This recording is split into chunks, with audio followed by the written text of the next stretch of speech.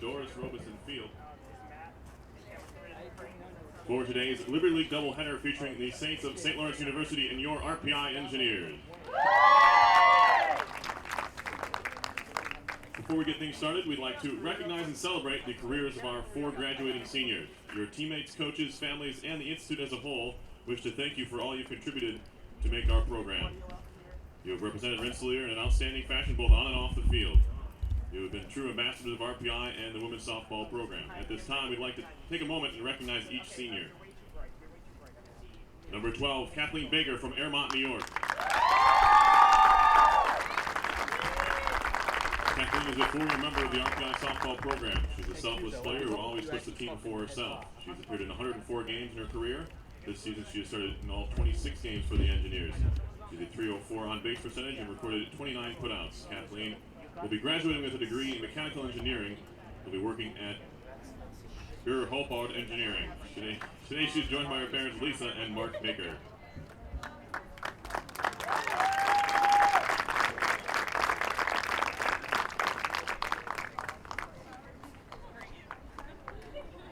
Number 9, Jocelyn Rudisil from Galloway, New Jersey. Jocelyn is a 4-year member of the RPI softball program. She has demonstrated a tireless work ethic throughout her career. Jocelyn is a career .301 hitter. She has started in 115 games, has 103 hits, 32 stolen bases, and 55 runs batted in. She has been named to the All-Liberty League first team twice in her career. Jocelyn will be graduating with a degree in civil engineering and a minor in management and technology. Upon graduation, she'll be working towards becoming a licensed professional engineer. Today she's joined by her parents, Frank and Chris Rudisil.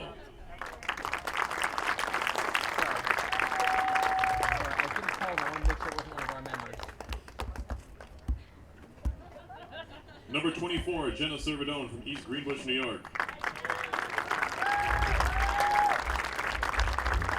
Jenna is a 3-year member of the RPI softball program and a 1-year captain.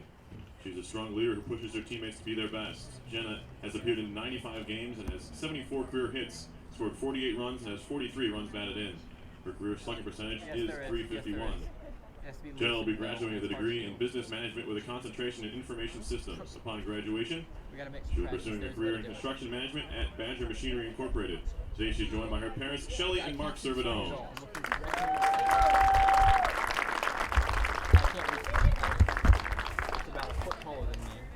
Some fucking giants at the camera. And finally, number 16, Christina Welson from Commerce Sound, Michigan. Christina is a 4-year member of the RPI softball team and a 1-year captain. Her hard work and dedication have helped to bring this program to the next level. She will graduate ranked in the top 5 in almost all RPI pitching categories, including holding the records for appearances and wins. She has pitched in over 555 career innings, has 576 strikeouts, and held opponents to a .225 batting average. She was named to the All-Liberty League first team in 2012, 13, and 14. In 2012, she was named Liberty League Pitcher of the Year. Christina will graduate with a degree in biomedical engineering and a minor in psychology.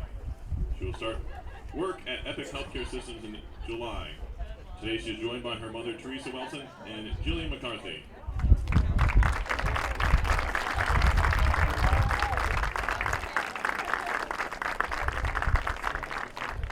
Congratulations to all our students and thank you for all you've done for the program.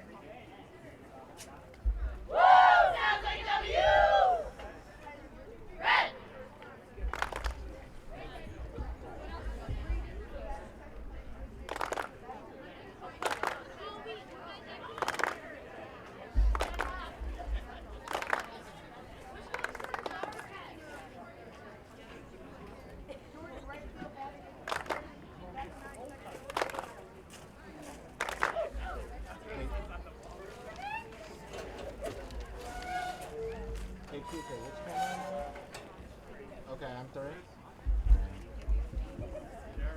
What do you want? A team?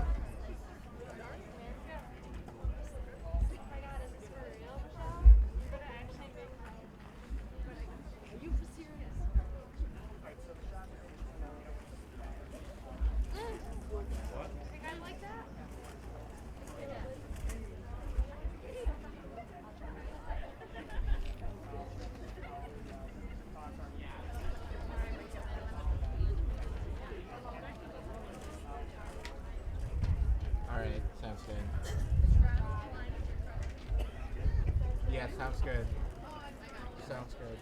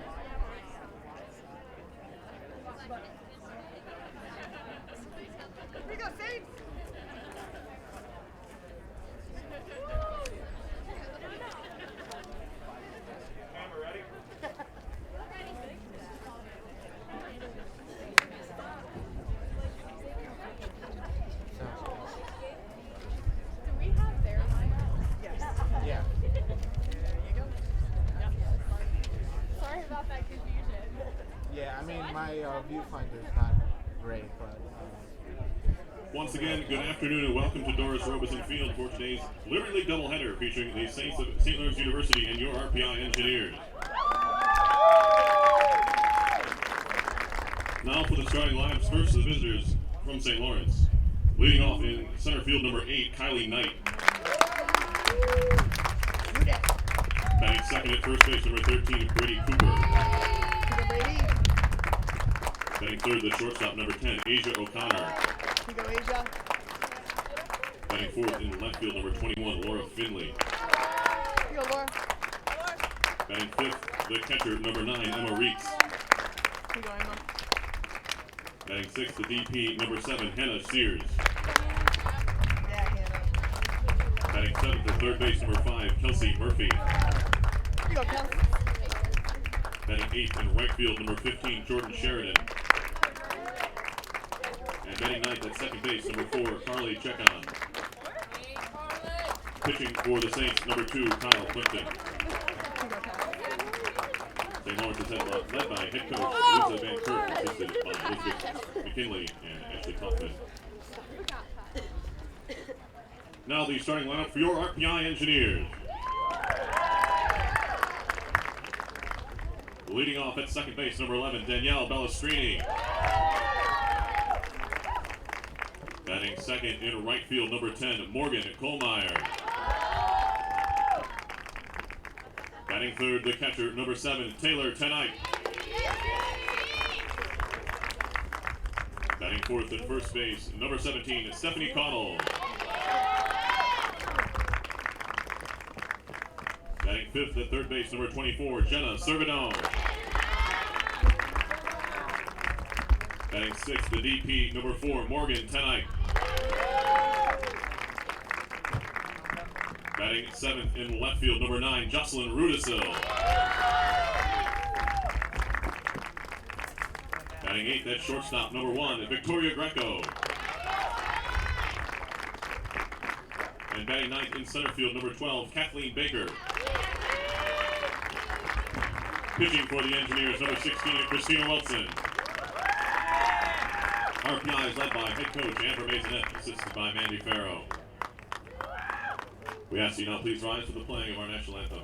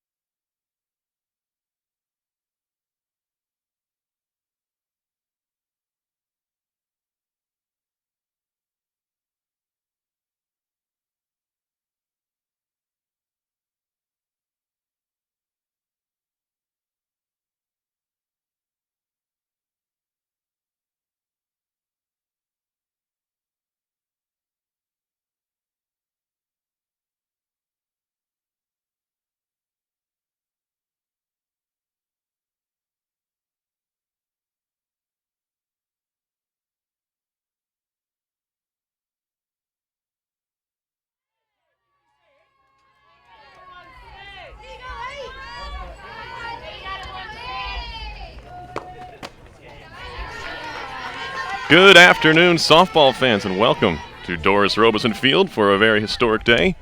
The first ever RPI Softball broadcast live on RPI TV. My name is Perry Lascaris, bringing you all the action on the aforementioned RPI TV. We have a first batter of the game for the Saints, and it's the center fielder, Kylie Knight.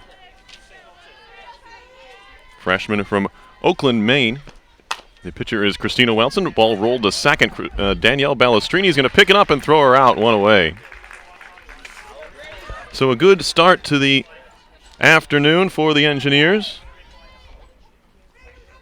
As Knight goes down. Knight came into play hitting .373, second best on the team. Here is Brady Cooper, the first baseman, hitting .317. Lefty slap hitter. First one in there for a strike from Welson, making her 110th appearance for the Engineers here on Senior Day. This is a swing and a miss. You can see the left-handed batter there just flicking the bat at it, trying to make contact. 0-2 the count. Here's the pitch. Swung on and missed, strike three. Welson picks up the strikeout. That is the first strikeout of the game for Welson. She approaches 500 for her career. She's up to 490 now. As that one is a ball to the third place hitter, Asia O'Connor, team's top hitter at .375. Takes another ball there. 2-0 to the left-handed batting O'Connor. out of Pembroke, Ontario. That one finds the outside corner from Welton. Welton from Commercetown, Michigan, one of the 4 seniors honored before today's game. All 4 are in the lineup. They say she offered at it. Did O'Connor. It's 2-2 the count.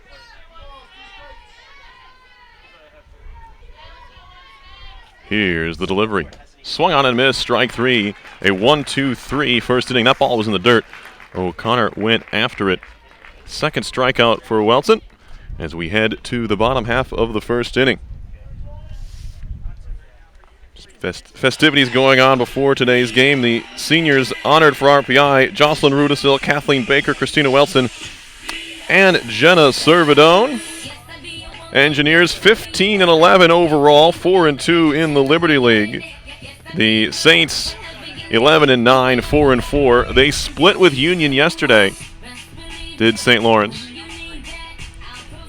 These 2 teams very well could meet in the Liberty League tournament, which comes up in early May. The Saints at 4-4 send their ace out there, Kyle Plimpton. She 10 wins on the season, best in the Liberty League. So are her 122 strikeouts. She's been a workhorse really since she got to campus up in Canton a couple of years ago. She's just a junior. You make plenty of comparisons between her and what her opposing arm in this game, Christina Welton, have done. Welton's totals have gone down each of the last, really every year she's pitched. She was a freshman, pitched almost every single game, and that's come down as the Engineers have added other arms to the staff. Plimpton has taken on that role for the last couple of years. She is in the circle, to face the top 3 hitters in the RPI order: Danielle Balestrini, Morgan Kohlmeyer, and Taylor Tenex. The first pitch bunt, and nice cover over there. It was the second baseman, Chekon, who covered the bag on the bunt attempt, so Balestrini is out on the play. 1-4. That'll bring up Morgan Kohlmeyer. She's dealt with some injuries this year, but is in the lineup today in right field. First pitch is a ball, and Kohlmeyer likes to work the count. See it numerous times. Not afraid to take a strike. She is batting just .213 this season after a very solid freshman year. Injuries could play a part in that. You have to think they do. 2 balls that count to Kohlmeyer. Left-hand batter. Where's that sleeve on the right arm? And that ball's up and away. 3-0 the count. Kohlmeyer does have a good eye. She's walked 8 times this season, struck out just 5. The pitch. That one finds the outside half from Plimpton. 1 away here in the bottom of the first inning.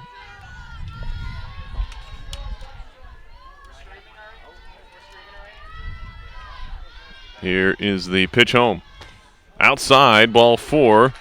A 5-pitch walk, and the Engineers have the first base runner of the ball game. 28th walk of the season issued by Plimpton in 103 2/3 innings now. So Kohlmeyer is over at first base for Taylor Tenike.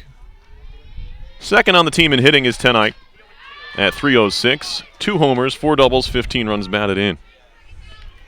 First pitch is a ball. Runner on first, Kohlmeyer runs pretty well.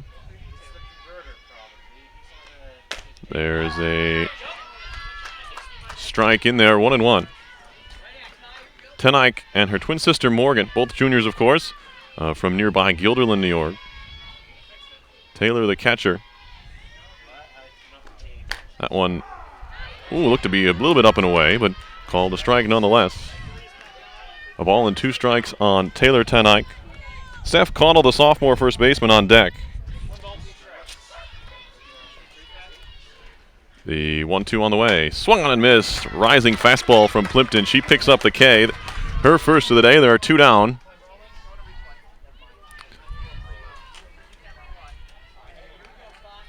In the home half of the first inning, here is Connell. hitting .400 on the season. 2 homers, 8 doubles, 13 runs batted in. This one skied over my head and out of play. So Plimpton going right at Caudle. She hit a home run yesterday in Game 2. RPI split with Cortland in a non-league doubleheader.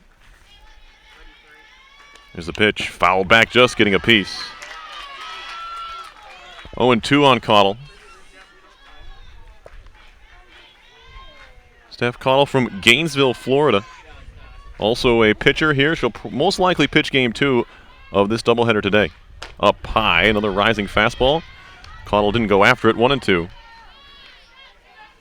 Caudle hit the home run in Game 2 yesterday, the only run RPI scored in that game. They lost 9-1 in Game 2. Check swing and a ball outside. 2-2. RPI winning Game 1 against the Red Dragons 6-3. Here's the 2-2. Swing and miss. Strike 3. Plimpton with her second strikeout. Both pitchers strong in the opening frame. We'll head to the top of the second. No score here between RPI and St. Lawrence from beautiful Troy, New York. It's a little bit on the chilly side, maybe a little bit cooler than it looks, as it's plenty sunny out here.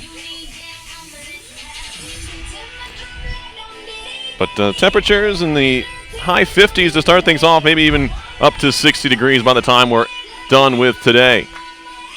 Christina Welson back to the circle for RPI. 60 career wins on the season. She's 8-5, excuse me, in her career. She's 8-5 on the year. And she has a chance at the all-time strikeout record. She picked up 2 to end the first inning, up to 491. The record is 506. Lorena Suker, 2000 grad, owns that record, and Welson's been knocking down her records all season long. She's the only pitcher in RPI school history to eclipse 500 innings pitched, and she might even get to 600 by the time it's all said and done here. She has an outside shot at 600 innings, depending on how far RPI makes it into the postseason. It'll be 4-5-6 in the order for the Saints. Laura Finley leading things off. First pitch is in there for a strike.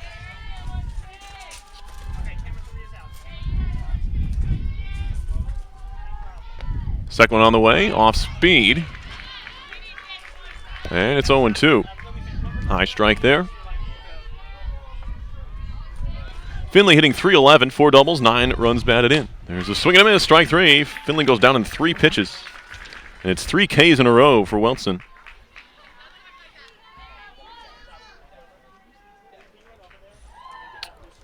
Here is Emma Reeks, the catcher. There's a strike to Reeks, hitting .250, couple doubles, 3 home runs. She has all 3 homers for the Saints, and also a team-high 13 runs batted in. There's a ball high.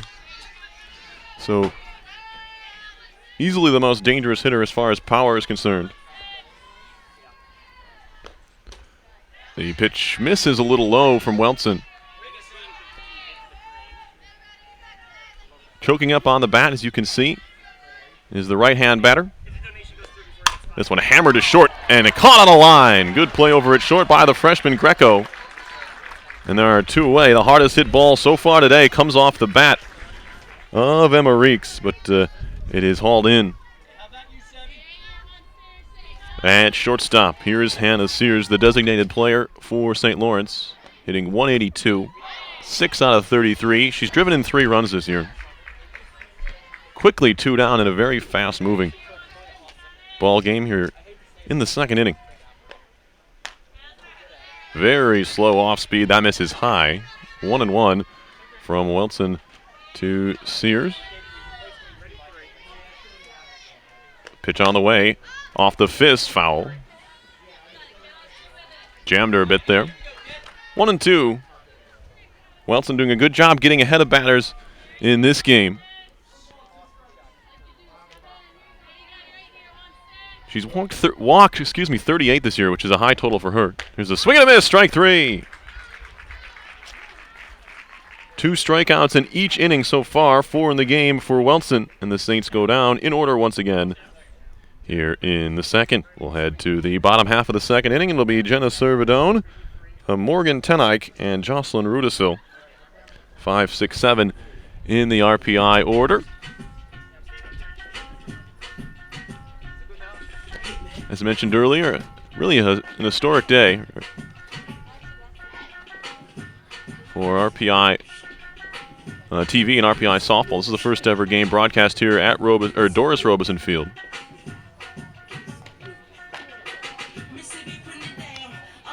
There are designs to also cover a baseball game in a couple weeks at Robeson Field.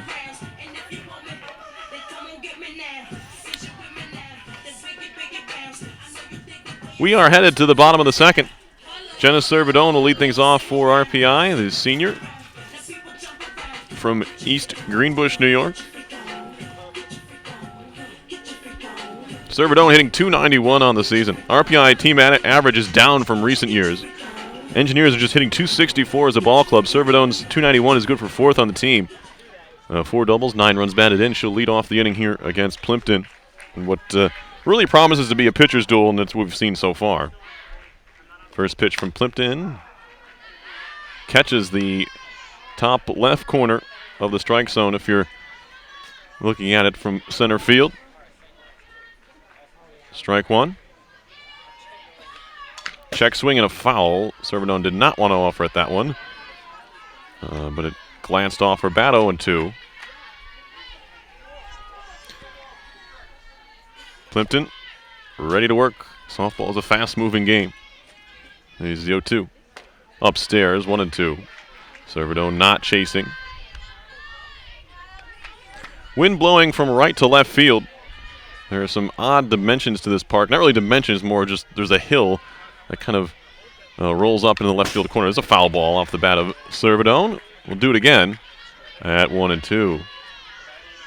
Solid crowd here on hand for the senior day. A number of alumni have come back, softball alums, to help honor this year's senior class. Here's a ball popped up foul territory. Picked up and held onto over in foul ground. As that is Murphy, who tracked down that foul out from Servidone.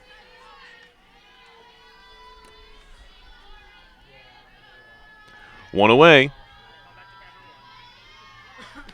And that will send up Morgan Tenike, the DP.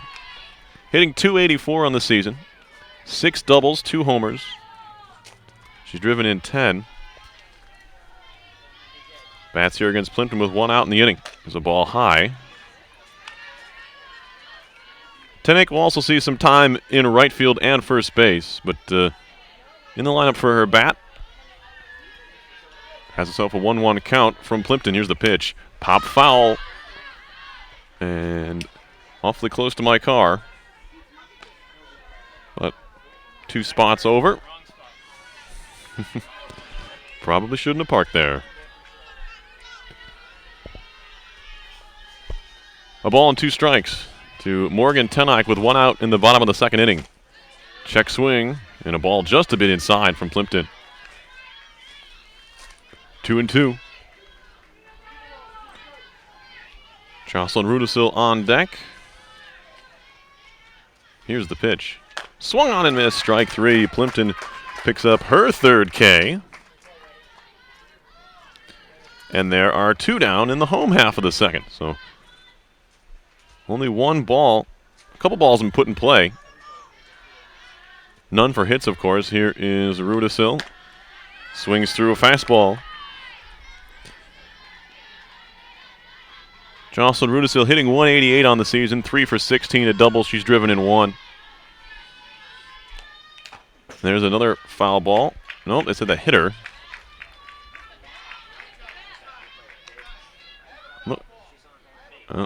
Rudisil ran down to first.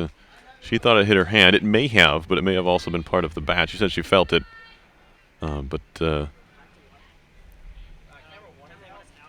It's going to be a foul ball. I'm fairly certain that's what the home plate umpire is saying. There'll be a bit of a discussion here, I believe. Yep. Amber Maisonette, RPI head coach, out to talk things over. Now they're going to get help from the second umpire, two-umpire system here with nobody on base, the other umpire down the first base line.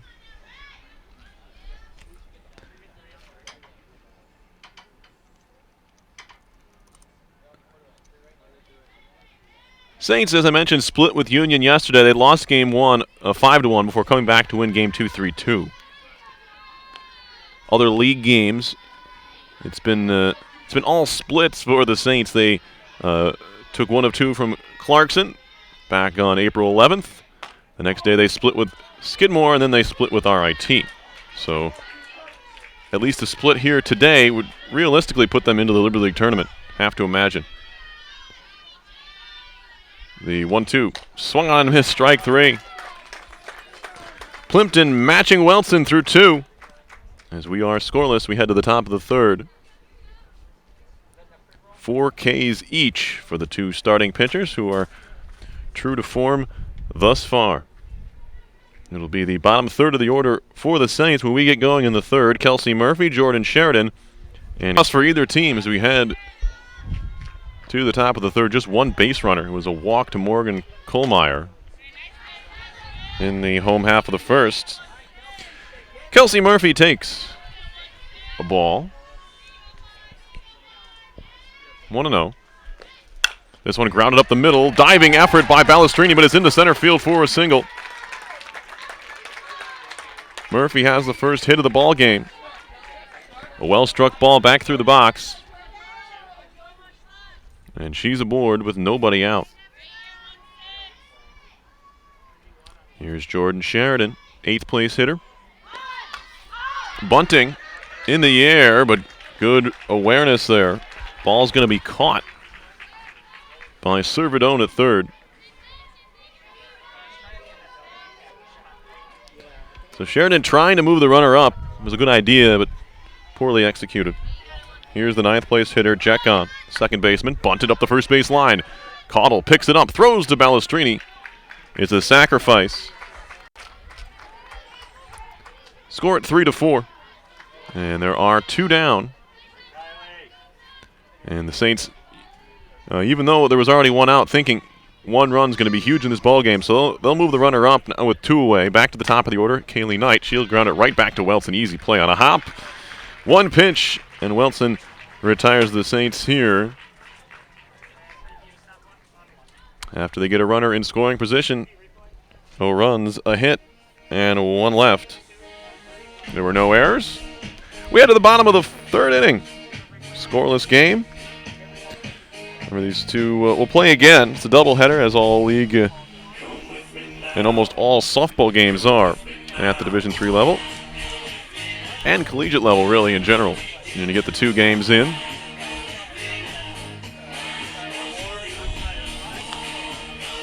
Kyle Plimpton back out there. As I mentioned, a junior. She's from Buffalo, New York.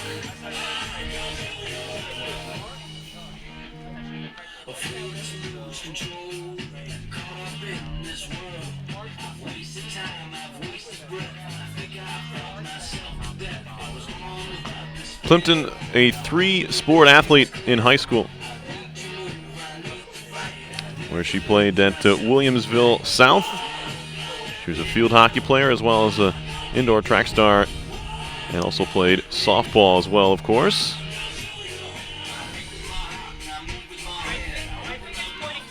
She and Welton both pretty athletic from the circle, able to field their positions well.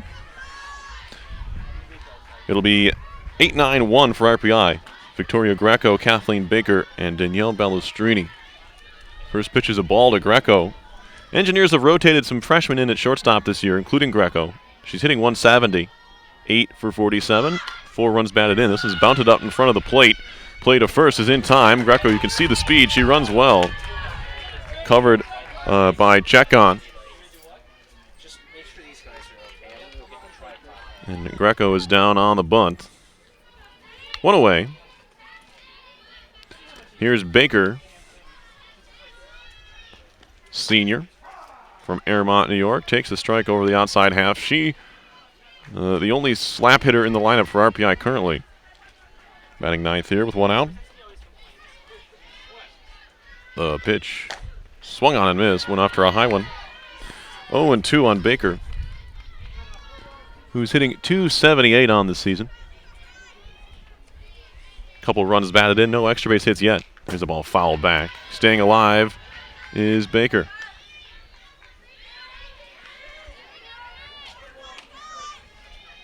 Bottom of the third, one away. You can see the St. Lawrence infield set up to try and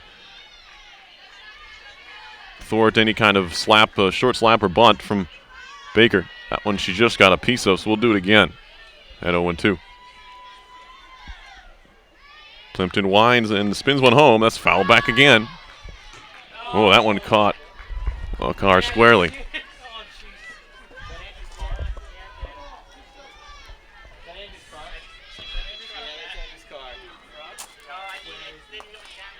The pitch fouled up in the air, and this will be into the crowd. Not easy to get a ball in the crowd there, but it was a foul ball. Not a lot of room in the crowd, I should say. Still 0-2 on Baker with one away in the inning. Pitch home. Slap foul again. We're running out of softballs here. Baker plays a tremendous center field. That's why she's in the lineup.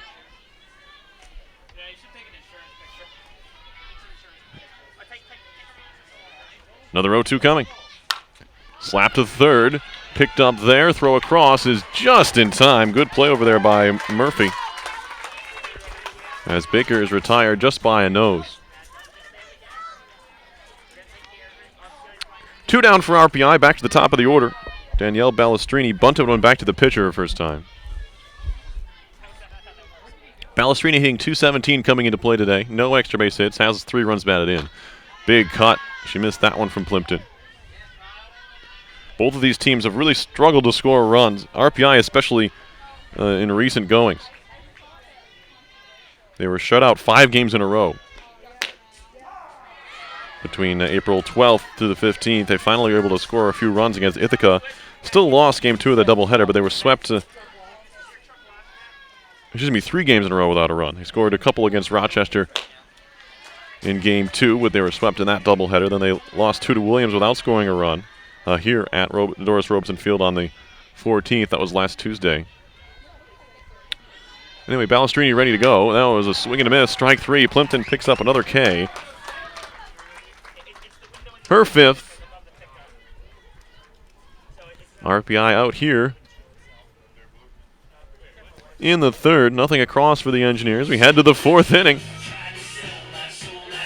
It'll be 2-3-4 for the Saints in the top of the 4th. Brady Cooper, Asia O'Connor, and Laura Finley. All 3 who struck out their first time around, so look to have a better result against Wilson in the 4th. This game cruising along.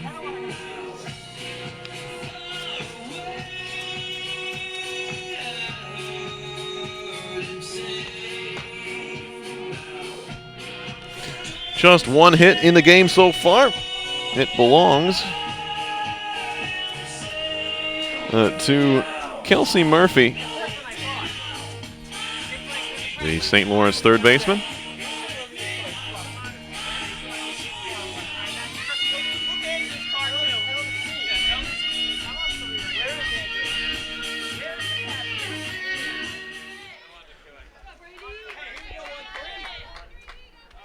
Here is Cooper. Stands pretty tall in the box and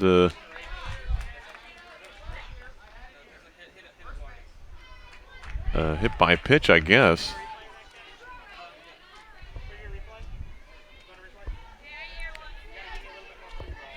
Watson had some disagreement there with the home plate umpire, but I believe this will go down as a hit by pitch. There's a ball bunted, picked up Servidone, throw to first with the Balestrini covering. Sacrifice for O'Connor.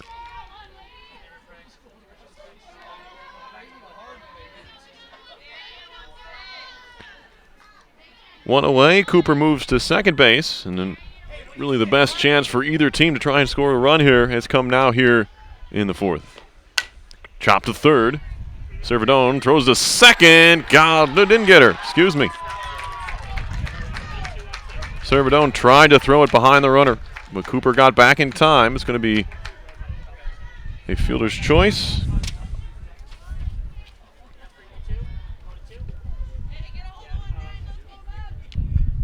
So Finley on first, and something developing here in the inning.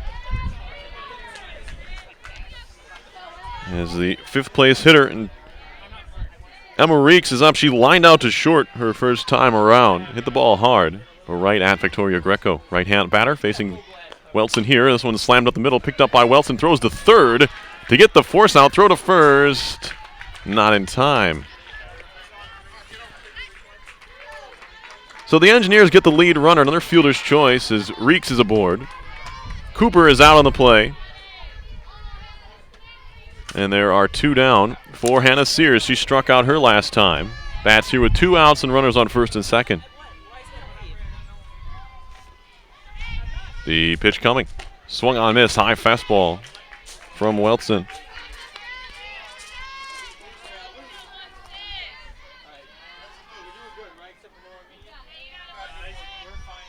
The pitch. Swung on, miss. Strike two. 2 high fastballs. And Sears way behind in the count.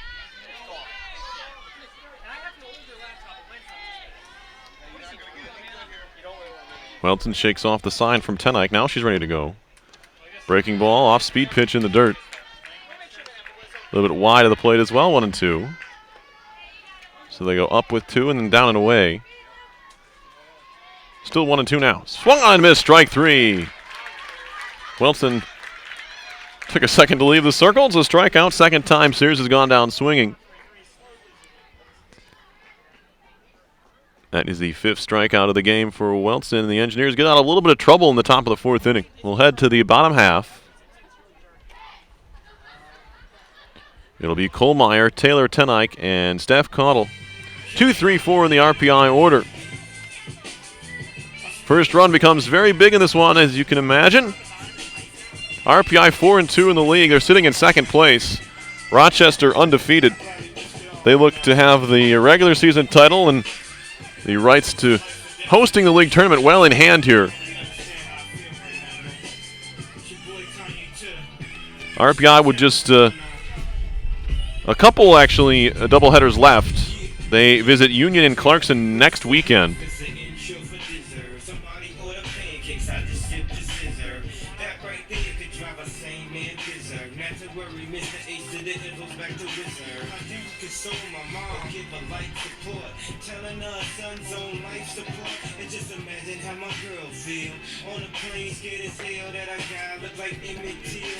St. Lawrence with the 8 games played has just 1 league doubleheader left, and it's against Rochester. And it is up in Canton, but always a tough task to face the Yellow Jackets, who were perfect 6-0 in the league. Top 4 teams make the tournament. Right now the Saints are 4-4, Union's 4-4. RPI, the team, and both Rochester and RPI have 2 doubleheaders left after today. Union, they have RPI and Skidmore left. Up and away. Skidmore currently the team chasing the team just out of the tournament, as is Skidmore, and as is Clarkson rather, are both 2-4. So not everything has been determined yet, but you have to think if the Saints can get to 5 wins, that would be pretty good. There's a swing and a miss. A strike to Kohlmeyer.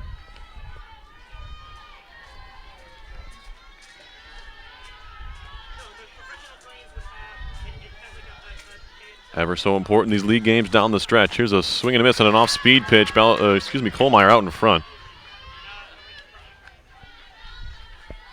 A ball and 2 strikes to the RPI right fielder. Stands right on top of the plate from the left side. Ready to go. The pitch popped up on the infield. Backing up is O'Connor, the shortstop. Onto the edge of grass. She'll make the catch. 1 down in the home half of the 4th. That will send up Taylor Tenike. She struck out her first time.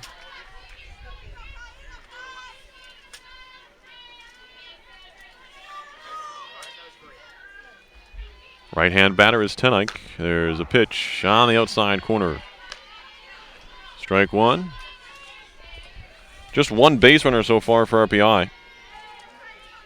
Plimpton has been on a roll here. The pitch. That one finds the outside corner as well. That one stapled to the outside corner of the plate. It's 0-2. One down for RPI. Here's the pitch home. Pop foul. This is near me and, oh. Would have had that if it wasn't attached to this headset.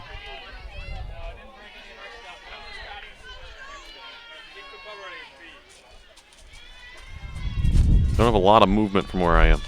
There's a ball fouled back to the backstop. Still 0-2 on Tenike. Plimpton continues to fire in and around the strike zone.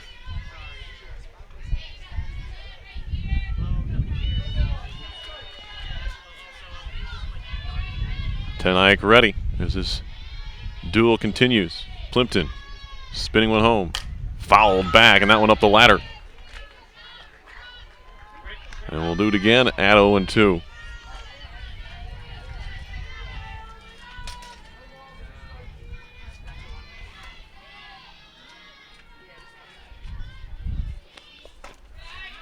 Ball up and away.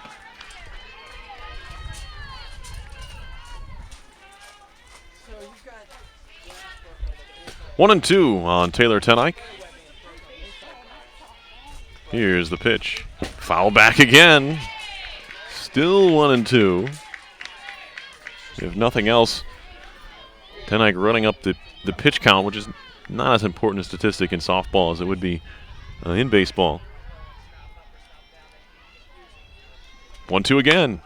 Flipped foul on the right field line. Quite a battle we have going here between Taylor Tenike and Kyle Plimpton.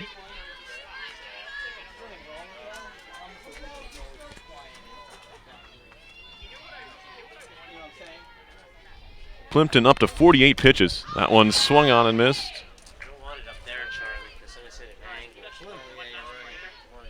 Or no, excuse me, check swing. From where I'm standing, I'm a little bit partially impeded by home plate, which is not the best. I kind of have to move out of the way. Anyway, here's the pitch. Fouled again. Still 1-2. It was a foul ball a couple pitches ago.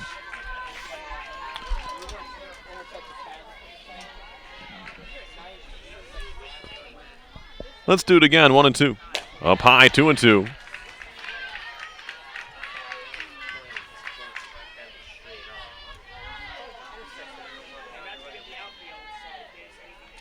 Plimpton ready, as is Tenike. The pitch, hammered up the middle, a base hit. Tenike wins the duel here. Picks up RPI's first hit. And the Engineers fans have something to cheer about with one out in the fourth inning. Tremendous at-bat there.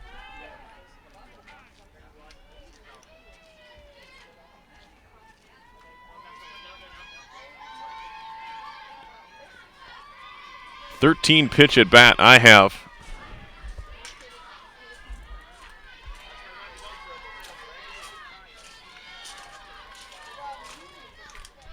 Sorry, 12 pitch at bat between Plimpton and Taylor Tenike, and a first pitch ball to Caudle.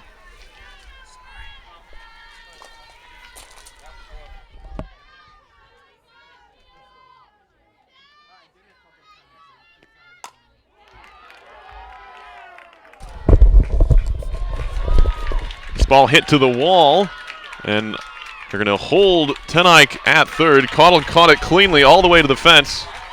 It'll be a double, and the Engineers have something going here with one out in the fourth inning.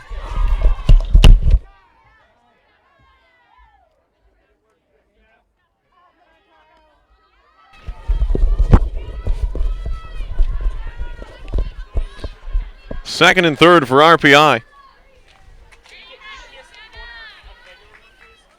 And the batter is Jenna Servidone. Takes a strike. Plimpton's been able to hit that spot up and away. There's not a lot the right-handed batters can do with it. So they just take it. Servidone already. In the air. Shallow left field. In is Finley. She makes the catch, not deep enough to send the runner. So Plimpton and the Saints dodge a bullet there. Got Servidone to hit one into shallow left. It was hauled in by Finley. Here's Morgan Tenike. And it just, she takes the first pitch, swinging into left. Finley's under that one as well. It's right at her. And RPI strands two. Couple hits. No errors in the inning. 2 left. And after 4 full, we are scoreless from Doris Robeson Field. It's RPI Softball on RPI TV. My name is Perry Lascaris. We'd like to thank all of you who are joining us on this afternoon, Sunday afternoon. Probably the best time of the year for a sports fan. You have Stanley Cup playoffs and NBA playoffs getting started this weekend. The baseball season is just underway. The NFL draft is only a couple weeks away. And it's getting nice outside, so folks can get out and get some exercise of their own. Top of the 5th inning, St. Lawrence and RPI. We are in game 1 of this doubleheader today. Couldn't ask for better weather. RPI TV and out in full force here. Have taken over Doris Robeson Field, and tremendous job this club does covering hockey and football games as well as other sports at RPI. For St. Lawrence in the 5th inning, it'll be the bottom third of the order. Murphy, Sheridan, and Chekon.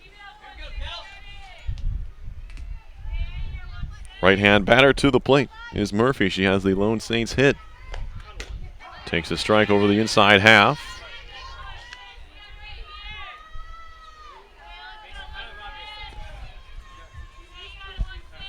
One strike from Wilson. The pitch up and away. 1-1.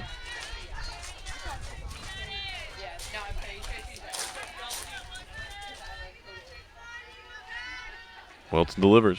Off-speed pitch, hammered to left field, waiting on it, and hitting it all the way into the gap over his Rudisill. She'll pick it up and get it back into the infield. That's a good job by the Galloway, New Jersey native. Jocelyn Rudisill out in left field, holding Murphy to a single, but she's 2 for 2 now. That'll send up Jordan Sheridan. She laid down, she tried to lay down a sac bunt. Now she does. Back to the pitcher. Throw to first is a bit high. Ballestrini hauls it in. So last time up, she tried to bunt, tried to lay down the sacrifice, popped it up. Servidone caught it. This time she's successful on the sacrifice. Score it 1-4. There's one down. Runner on second base is Murphy. The batter is Chekon. Chekon, that one, I believe, caught her in the top of the head. Hit by pitch. So she fills first base on the hit by pitch. And we'll send it back to the top of the order. And Kylie Knight, she's 0 for 2, takes a ball outside. Grounded to second, grounded back to the pitcher.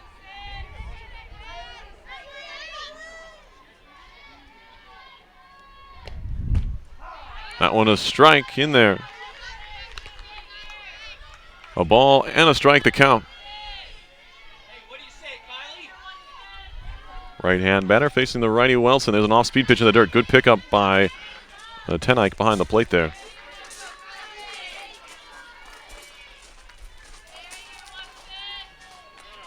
Two balls and a strike. This one hit fouled on the right field side of the play.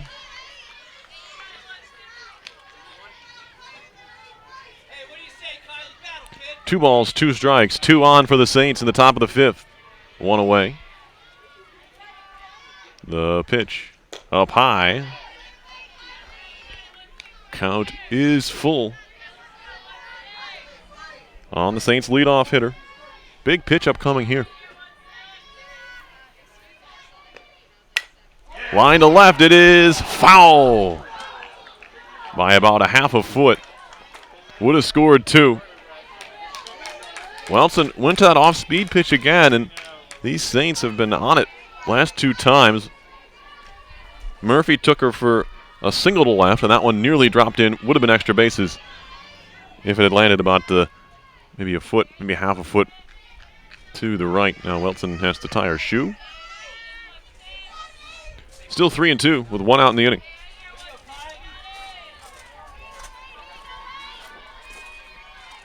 Murphy's at second. There's a ball hit back to the pitcher. Wilson's going to go to third. Servidone makes the play. Another fielder's choice for the Saints as Knight reaches, but on with the play is Murphy. And with 2 down, it'll be up to Brady Cooper. Swung on and missed for a strike, strike 1.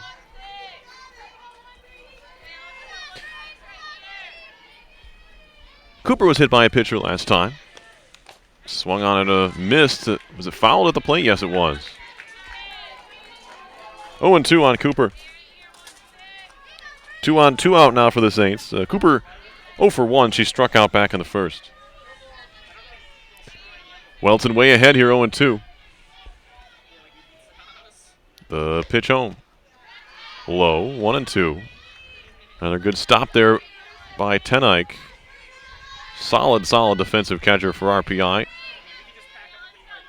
And a junior, a 3-year starter. Both Tenikes have stepped right into starting roles as a freshman a couple years ago. There's a ball high, 2-2.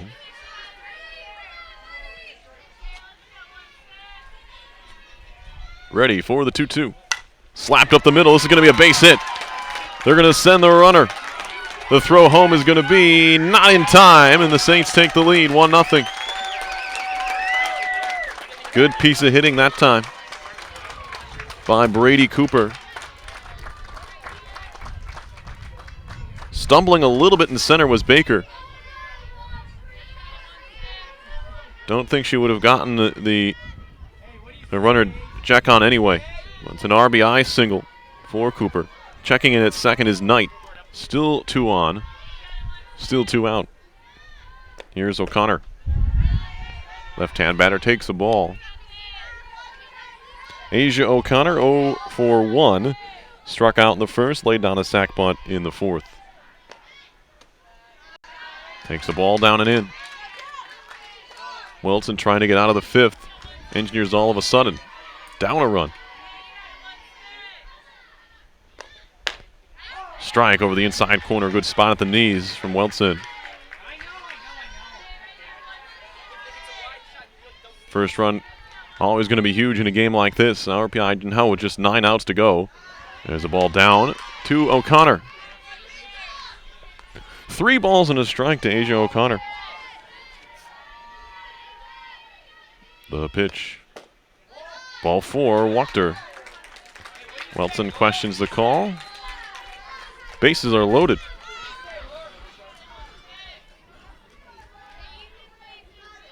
First walk issued by Welton today. And Laura Finley with a chance here. Struck out in the second. Reached on a fielder's choice her last time. Takes a strike right there.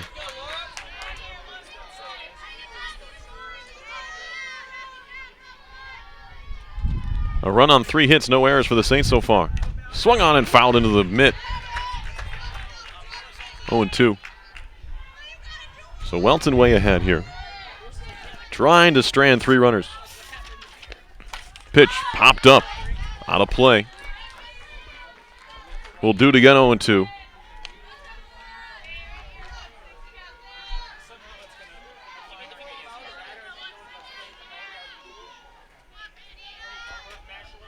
Welton ready. Foul back. Still 0-2.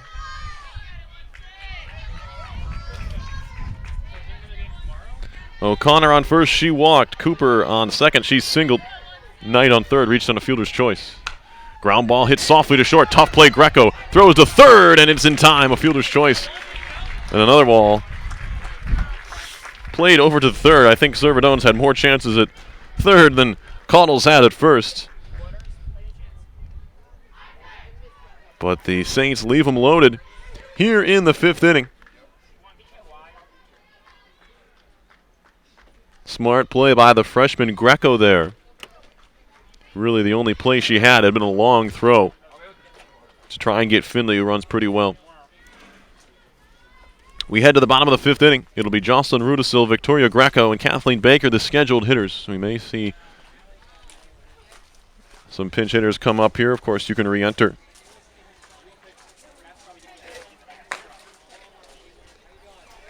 In softball, so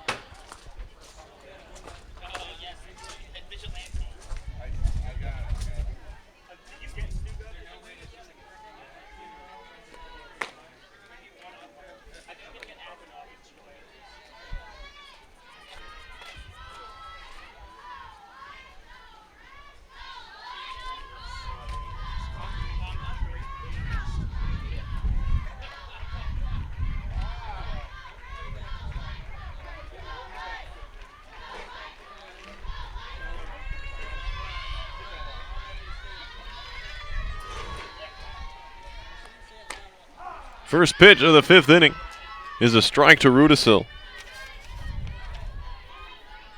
0 for 1, she struck out back in the 2nd.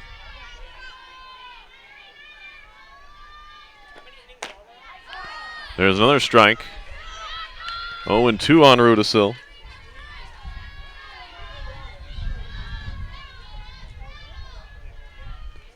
Plimpton ready again. Here we go. Fouled back.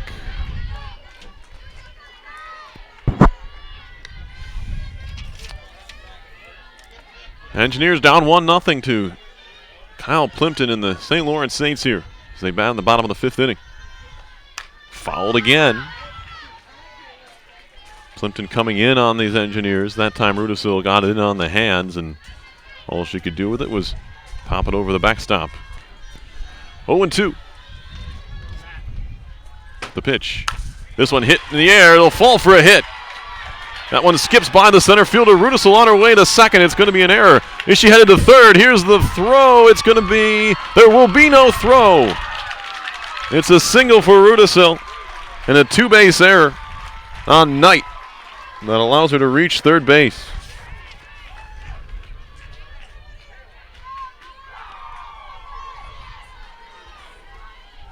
Outfield not always the most even. Kylie Knight, excuse me. Had some trouble with that one.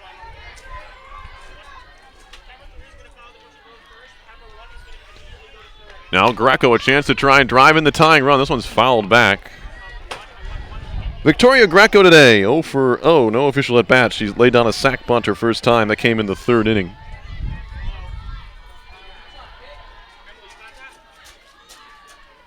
Excuse me, Saints lead 2-0, not 1. This is a ball fouled back out of play.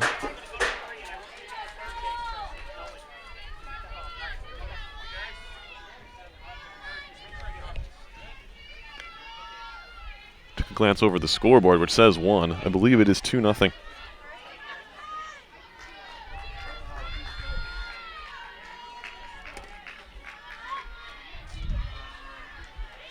Here's the pitch. Jam shot to short, caught in the air. No chance for Rudisil to advance. Big out there.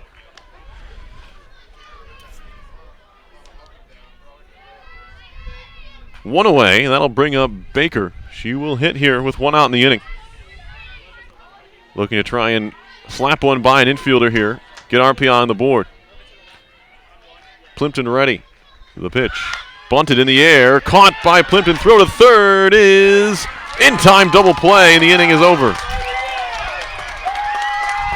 Rudisil couldn't get back to the bag.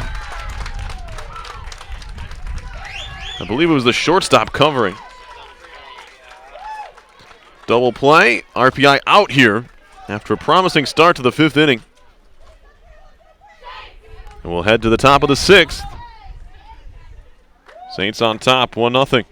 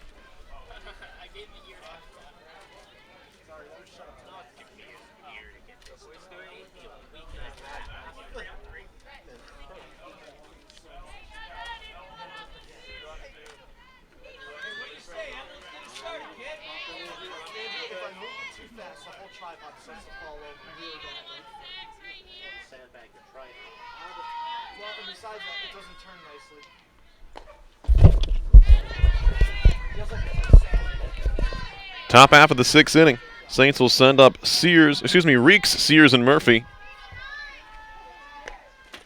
Inside. 2-0. On Emma Sears. A line out and a fielder's choice. Strike over the inside corner. 2-1.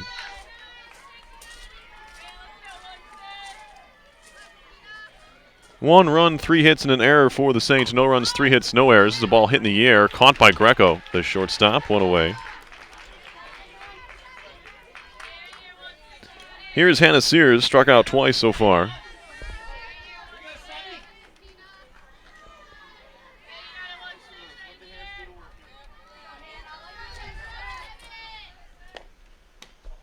Pitch down and away from Weltson.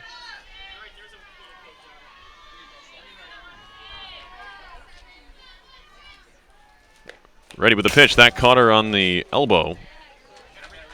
Can't feel good. It's being hit by pitch. I believe it's the 3rd batter that Welton's hit today.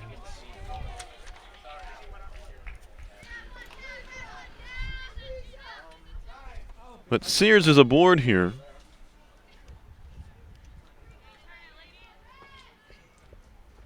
It is the 3rd hit by pitch for Welson today. She's allowed a run. It was earned on 3 hits in 5 1/3 innings now. 5 strikeouts, 1 walk. They're going to get a runner here for Sears. It's going to be Alicia Barcombe, a freshman from Plattsburgh, who takes over at first base.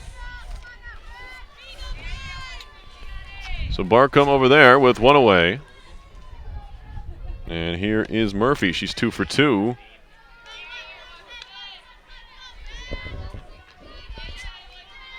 Takes a ball high. 1-0. This one in the air to center. Over is Baker. Makes the catch. She got a good jump on that ball. And Baker is going to haul that one in. So Murphy's retired for the first time today. 2 down in the inning, and that'll bring up Jordan Sheridan. This is a ball hit to the 3rd base side. Tough play, and not going to be in time. It's an infield single. Bunt hit for Sheridan. 3rd time she's bunted today. It'll put runners on first and second. The pinch runner Barcombe down to second base. Sheridan popped a bunt up to 3rd for an out, then laid down a sacrifice. Last inning, then bunted for a hit there. There's a ball in the air and not played, and it's going to be in play. It's going to be a single. Taylor Tenike, the catcher, dove for it, and it glanced off her glove, but she touched it in fair territory. It'll be another hit. This one for Jekon. Odd play. Bases loaded now. Back to the top of the order for Knight. First pitch is a strike down the middle of the plate.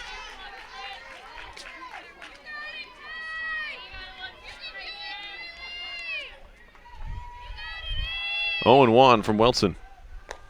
High, 1-1.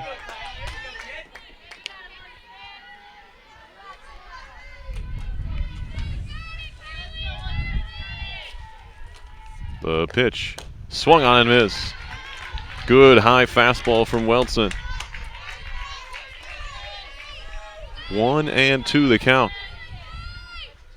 Saints had the bases loaded again. They had them loaded last inning and strikeout. Strike 3. Welson keeps the Engineers alive in this game. Needed that one. Knight goes down swinging. She's now 0 for 4 today.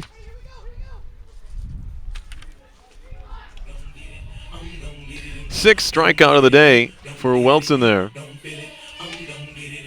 RPI will send up the top of the order when we get things going in the bottom of the 6th inning.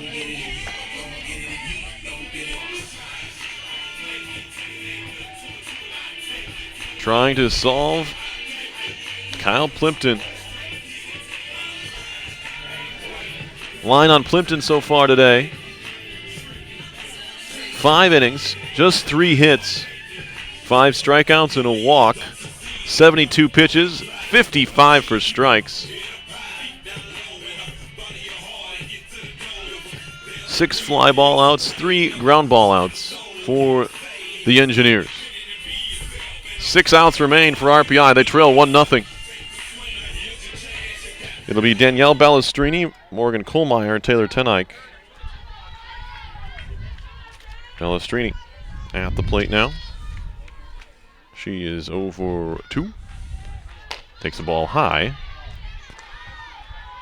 Grounded back to the pitcher in the first, struck out in the third. Has an 0-1 count here for the Lake Placid, New York native. Spun over the outside corner. That pitch almost unhittable. 1-1.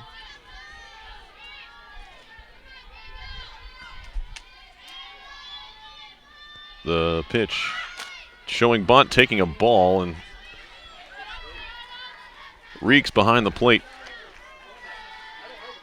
Maybe she got crossed up a bit there. That ball, I might have caught her off the mask. I'm not sure.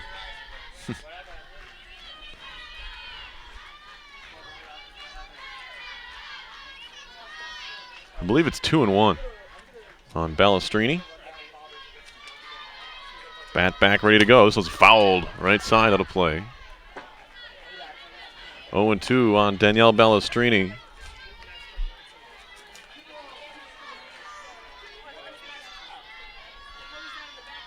Plimpton ready. The pitch swung on and missed. Another strikeout for Plimpton. There's 1 down in the home half of the 6th inning.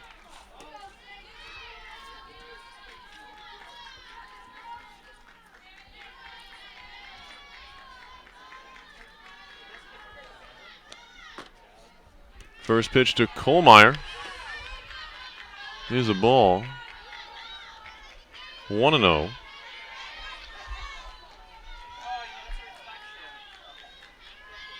The pitch up and away. 2-0. Kohlmeyer walked her first time back in the first inning, then popped to short. The left-hander ready for the 2-0 from Plimpton. Foul left side. That'll reach the parking lot to our left. 2 balls and a strike on Kohlmeyer. Sophomore out of Kennett Square, Pennsylvania. She's ready. In the air. Backing up is O'Connor. Makes the catch. A running grab for Asia O'Connor. There are 2 down.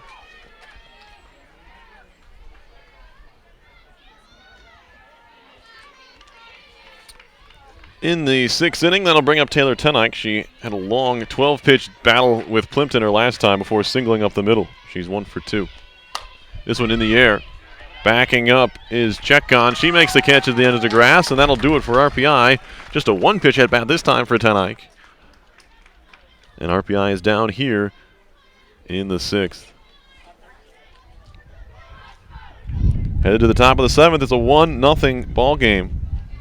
It'll be Brady Cooper, Asia O'Connor, and Laura Finley for the Saints. 2, 3, 4 in the order.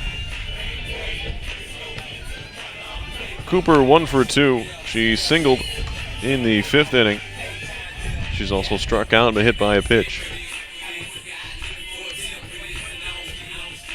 Welton looking for the complete game. She's done that almost every time out this season and in her career.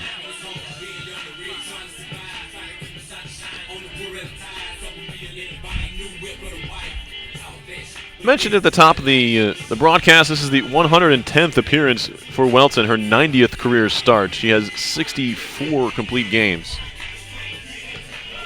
including 11 this year and 13 starts. Only twice this season she has not completed a game she has started.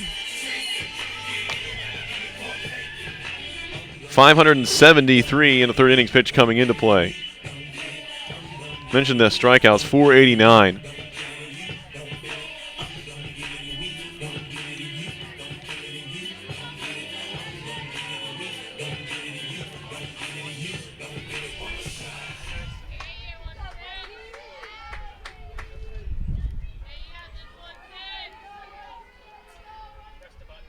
Ready to go in the top of the 7th. Ball up the first base line, and it will be an out.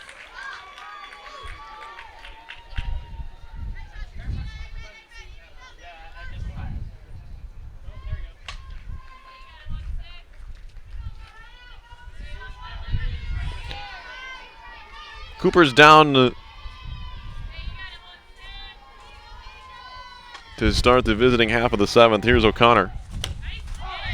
Strike over the inside corner.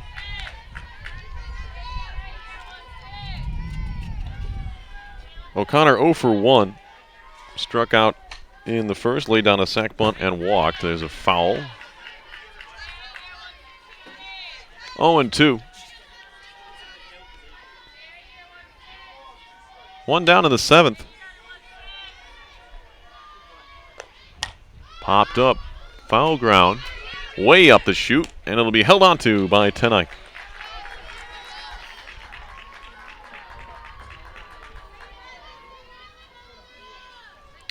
Two away for Finley.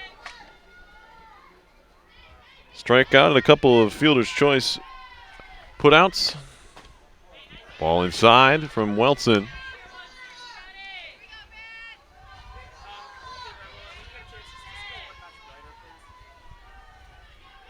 Ready here. Foul back, 0-2. Or excuse me, 1-1.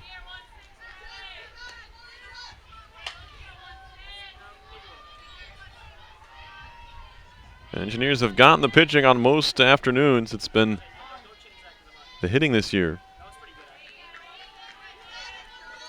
And it's slowed down the progress. Welton ready. Off-speed pitch. Strike. 1-2. Good spot there from Welton. The pitch upstairs, 2-2.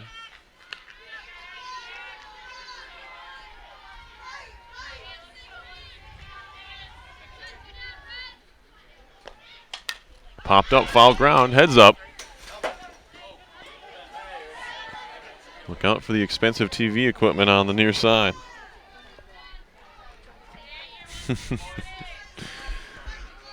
Still 2-2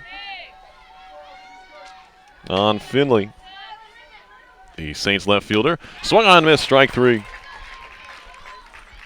7 strikeouts for Welton.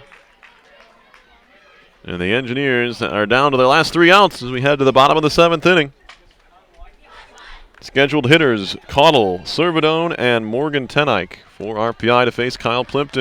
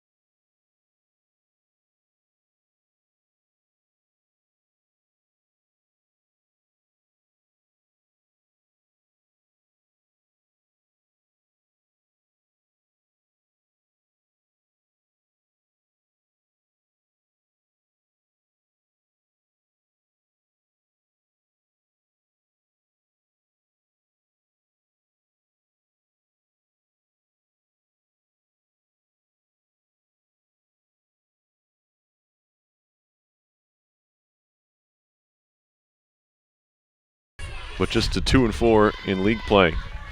They had a great spring, great Florida trip, did the Golden Knights. They went 10-2 down there on a little bit more difficult since coming up north. Here's Caudle, has some power. And she has a couple home runs, including one yesterday against Cortland. Has a ball from Plimpton. The pitch. 2-0 to Caudle. Engineers need one or this game's over. The pitch. Outside, 3-0. Plimpton just the one walk. It came all the way back in the first inning. Engineers just need a base runner. They'll gladly take one here. That one splits the plate. 3-1.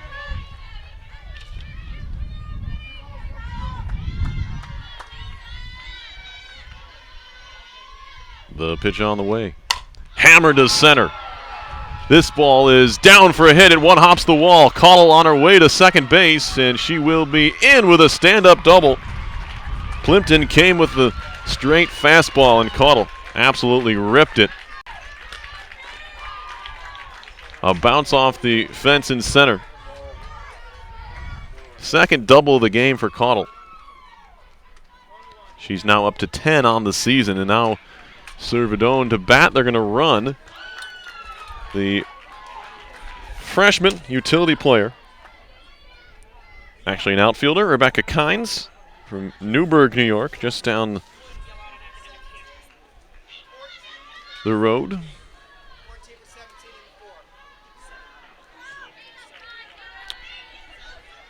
Kynes pinch running.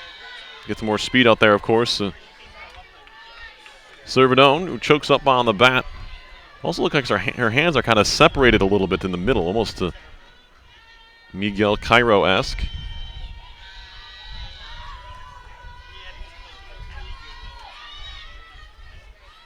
She's bunting in the air. It's going to be caught. Good awareness by Kynes, although no one was around to cover the second base bag. Caught by the pitcher at Plimpton, I believe. One away, trying to give herself up with Servidone, and it's a big out for the Saints. One down in the seventh.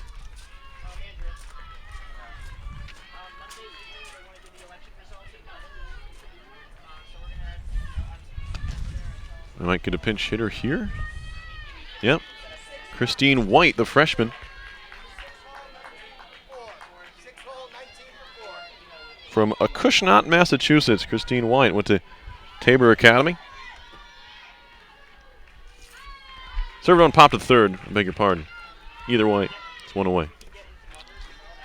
Here is White to the plate. A strike on the outside corner.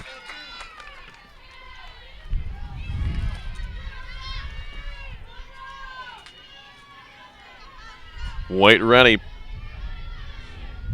The pitch. Swung on and missed. Big cut. Kynes a good secondary lead there, but she gets back to the bag. White hitting .308 on the season. 4 for 13, a double, a home run. She's driven in 5. 0-2 the count to her. Swung on and missed. Strike 3. Engineers are down to their last out here.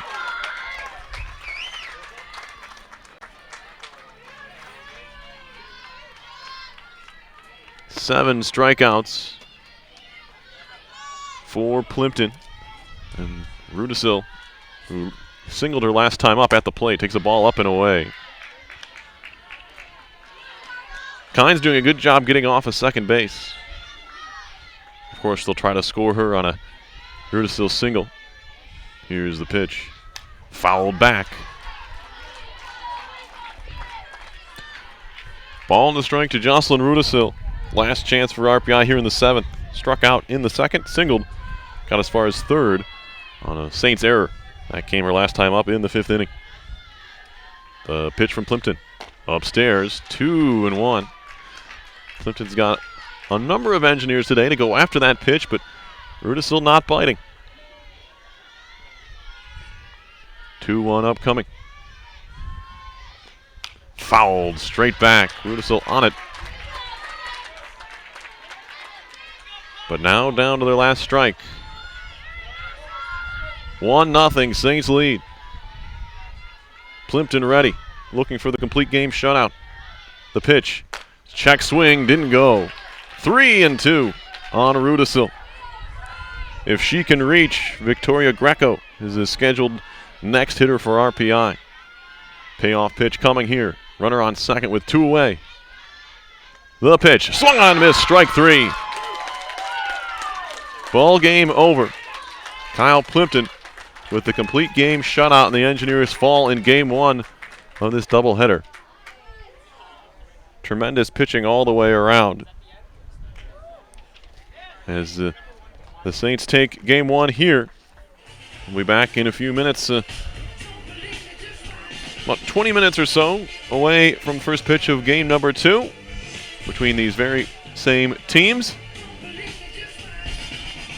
I'd like to thank all of you for joining us here so far for Game 1 in the first ever RPI TV coverage of RPI Softball here at Doris Robeson Field. Hope you're enjoying what you see.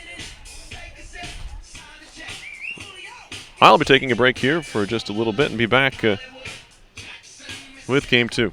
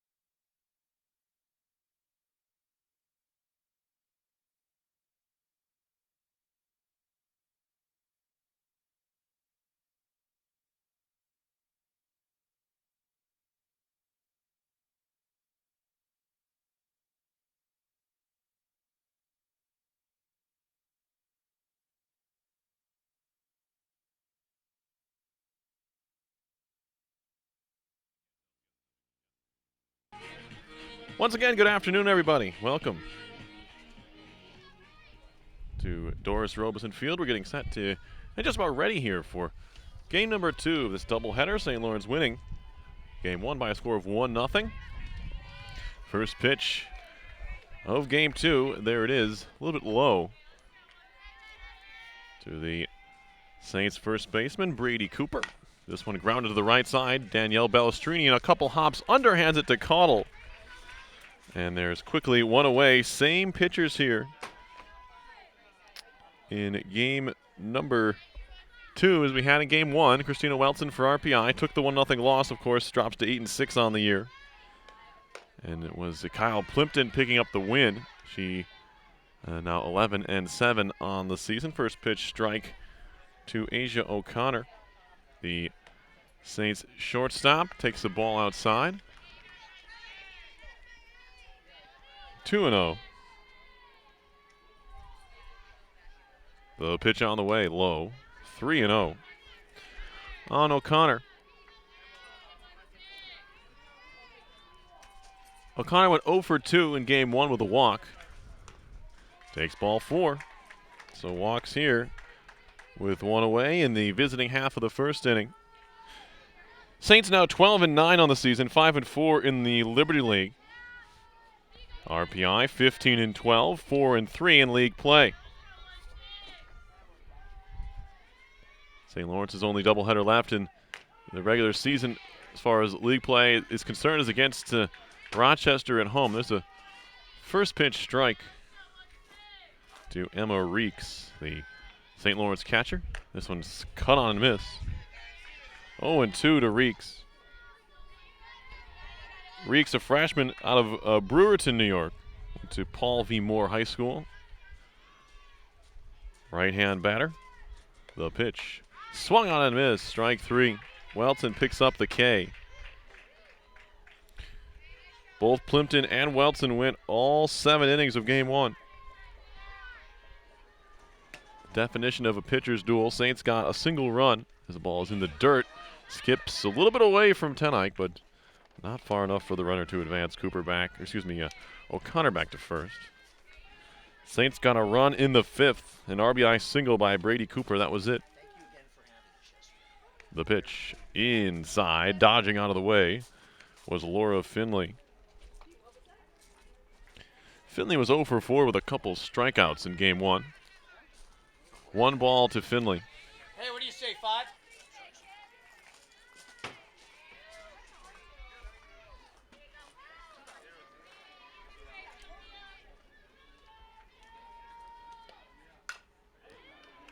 That ball in the air. It'll fall for a hit in front of Keene's throw home.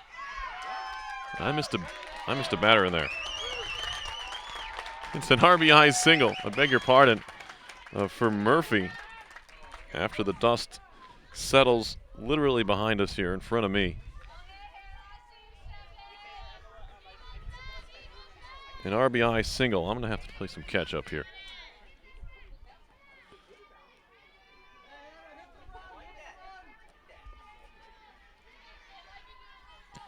Here is Hannah Sears, the DP.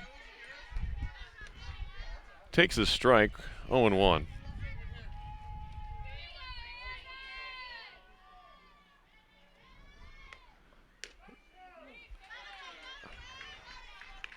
Oh, and 2 to Sears. 2 outs in the inning. The pitch popped in the air, foul. Still 0-2.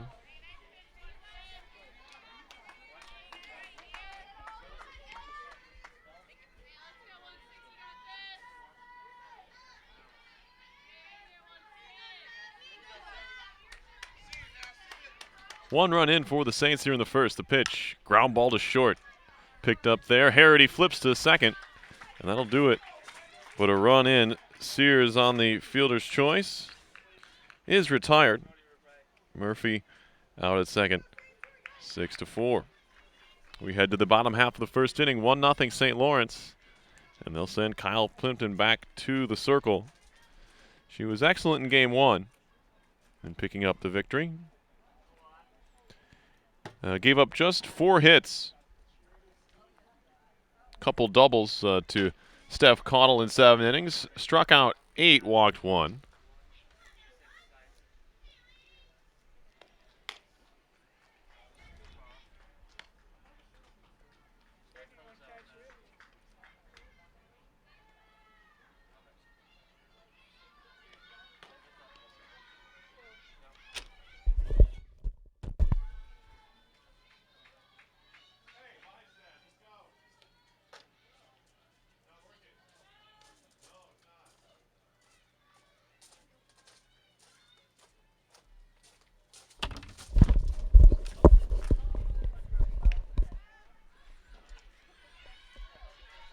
Bottom half of the first inning, it'll be Danielle Balestrini, Morgan Kohlmeyer, and Taylor Tenike for RPI to face Plimpton.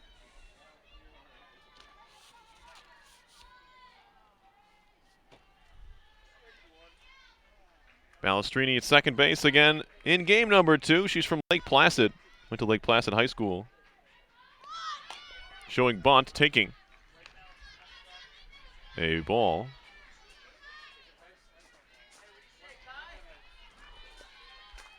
1-0 to Balestrini. That one finds the outside corner, 1-1.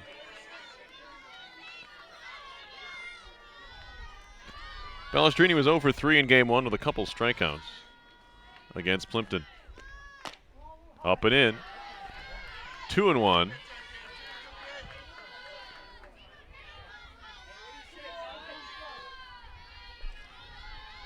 Here is the 2-1 upcoming. Showing bunt again. Bunt up first base line. Picked up there. Tough play in fair territory. Got her by a hair.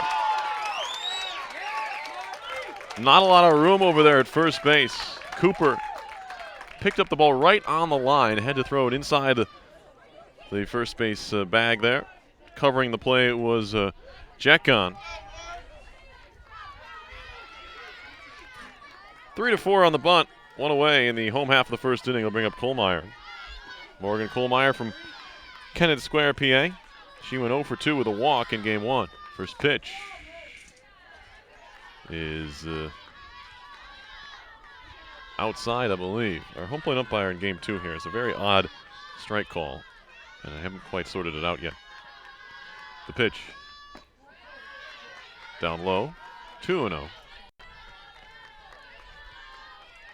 Sometimes umpires have very drawn-out calls, and sometimes they don't make a lot of noise, so I have to kind of look around.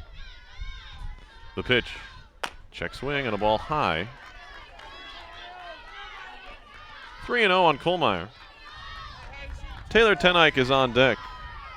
She had one of RPI's 4 hits in game 1. The pitch home. Strike down the middle. Kohlmeyer taking there all the way.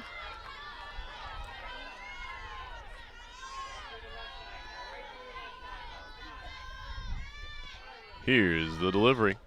Foul it back, got a play.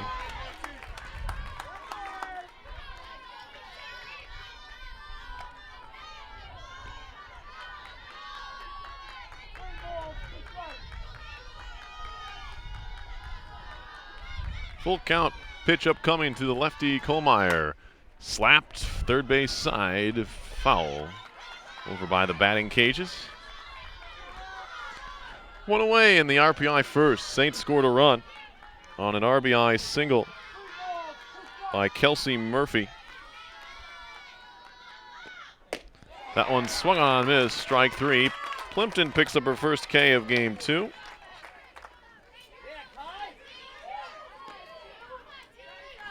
And there are 2 down for RPI here in the first. It'll be Tenike, Taylor Tenike to bat.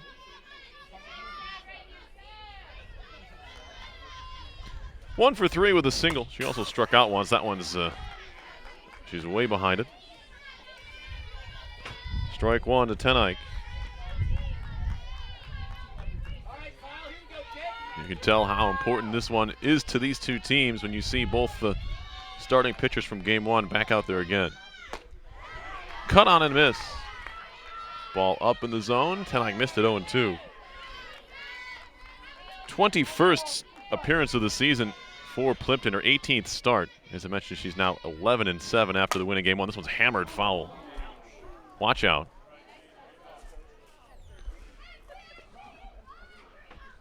Still 0-2 on Tenite.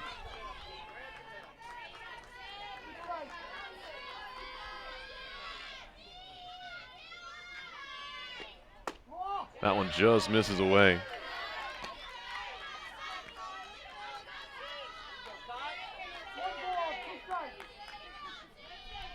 One and two.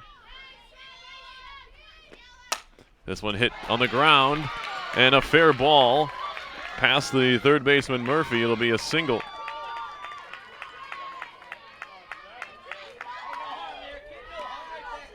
For Tenike, and here is Caudle. 2 for 3 in game one, a couple of doubles. A couple balls hit pretty hard.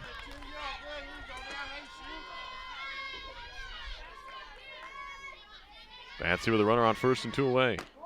Ball outside to Caudle. Up to 10 doubles on the season now. Leads the team. Also tied for the team lead with the 2 homers. The pitch. Up and away.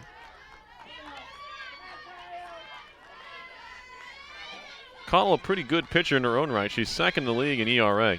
But ball has been handed to Welton for a second consecutive game. Up high again. Plimpton missing a little bit here. 3-0. Well, the RPI first baseman, Caudle. Her on first is Taylor Tenike. She's singled. Here's the pitch. Taking all the way. That one finds the outside half.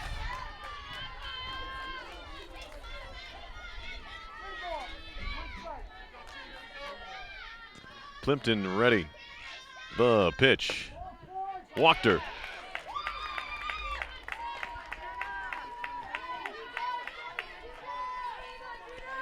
Here is Jenna Servidone. Engineers looking for a big hit. Didn't get one in all of game one, of course, not picking up any runs against Plimpton. 2 on, 2 out for Servidone. This one in the air to right. This is trouble. It's going to be caught on the dive. What a catch in right field by Jordan Sheridan. Saved a run. And she gets swarmed by her teammates as she heads back to the dugout. A spectacular catch there, robbing Servidone of at least a base hit, if not more. Ball was hit hard. Engineers can, I guess, take solace in the fact that they were able to put a good contact on a copying runners at first and second. Second K of the day. Or of game 2, I should say.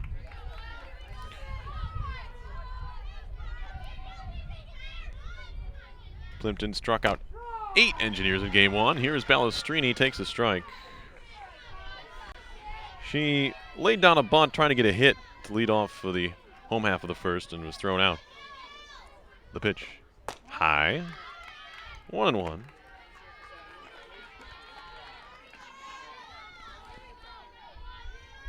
Balestrini batting .209 on the season coming into game 2.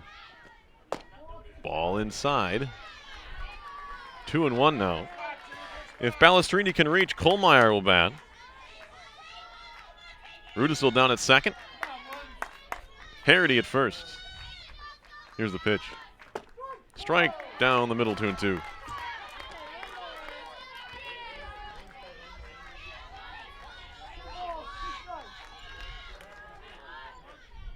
Here's the pitch. Fouled back, just got a piece, did Balestrini. 2-2.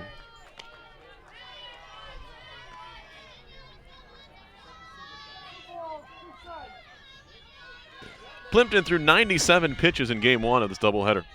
Here's the pitch. Foul right side. Over the RPI Auto Club roof and back into the crowd. Watch out, Saints fans. That'll roll back down the roof. 2-2 still to Balestrini. Plimpton ready. Here's the pitch. In the air, and it will be caught on the move. Third baseman Murphy coming over in front of Asia O'Connor. As she makes the catch, Balestrini is out, and so are the Engineers here in the inning. No runs, a hit. There was 1 Saints error and 2 left. After 2 full, it is St. Lawrence 1, RPI nothing. You're watching RPI Softball on RPI TV. Christina Welton back to the circle for the Engineers to face the 2, 3, and 4 hitters in the Saints order. Asia O'Connor, Emma Reeks, and Laura Finley.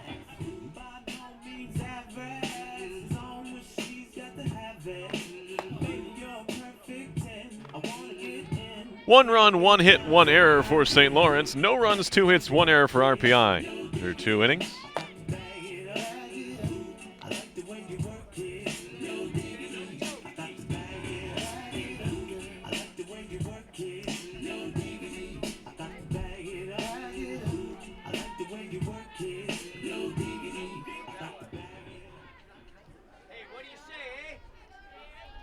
Welton, a couple strikeouts so far here in game 2. Had 7 in game 1. She is 2 strikeouts away from 500 in her collegiate career.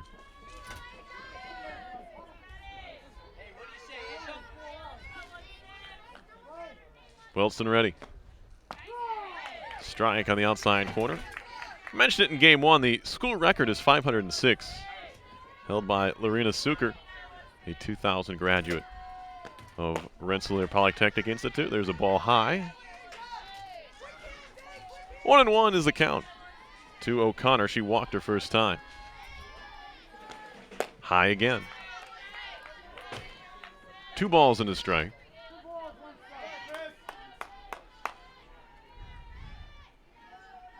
The pitch, off-speed pitch, high again, 3-1.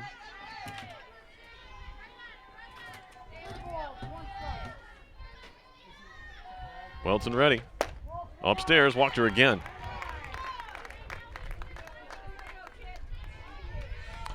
Runner on first for the Saints. That'll bring up Emma Reeks, the catcher. She struck out her first time up. Welton trying to shake that one off. She'll head back to the rubber and get ready. Popped up. Foul out of play.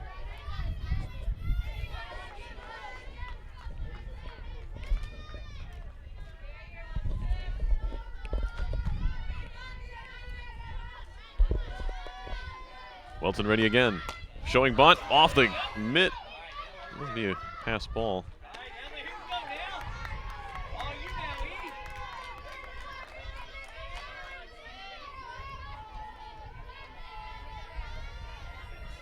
Welton ready.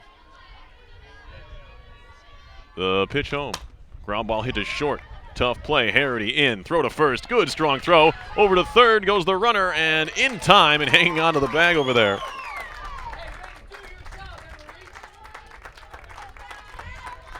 Was Servidone.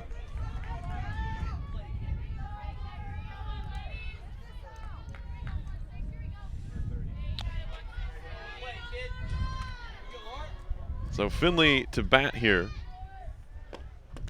That one skips away from the catcher. Here comes the runner from third. They can't find the ball. It's going to be a wild pitch. And a second run for St. Lawrence.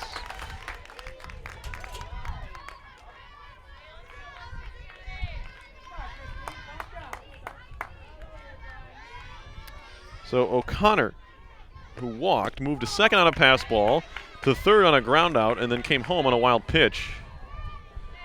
Finley now with a 1-1 count.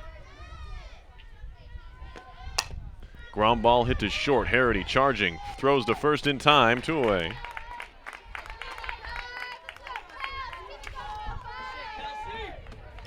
That'll send up Kelsey Murphy, the Saints' third baseman.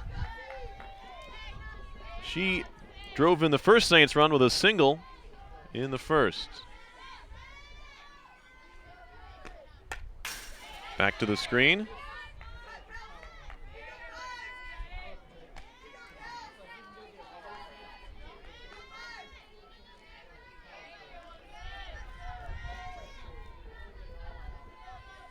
Welton ready. Foul right side. Look out again. No balls and 2 strikes to the St. Lawrence second baseman. Murphy out of Bedford, New Hampshire. Fouled back again off the screen.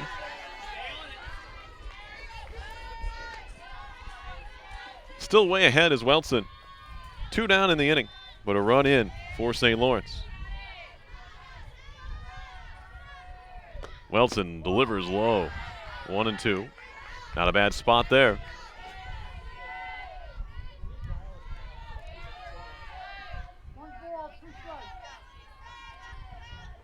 The delivery in the air on the infield. Cervidone calling for it, and she has it. And the side is retired. No runs, no hits, no errors, and no one left. A walk to O'Connor. Saints manufacture a run. And it is 2-0 Saints after 2.5. We'll head to the bottom half of the third inning. You're watching RPI Softball on RPI TV.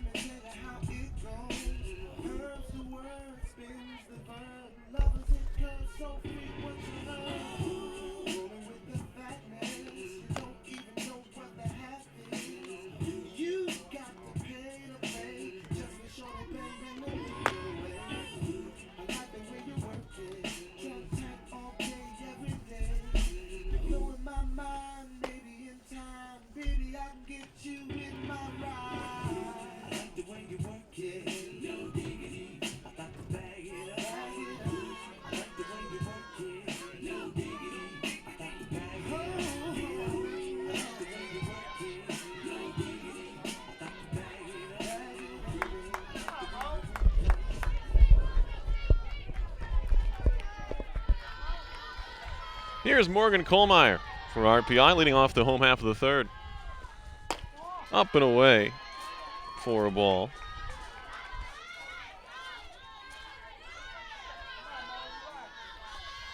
Kohlmeyer struck out swinging her first time against Kyle Plimpton.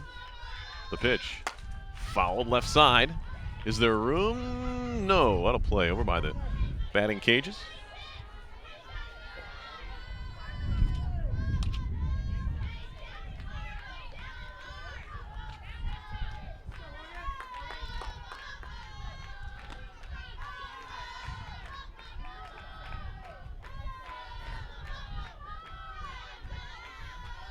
Kohlmeyer ready. Foul again. 1-2.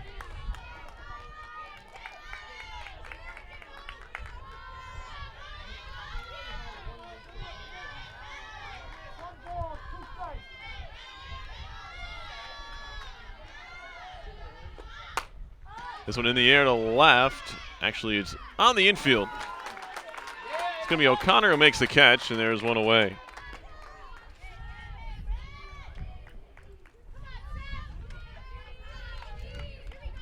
That'll send up Taylor Tenike. She singled her first time through the left side.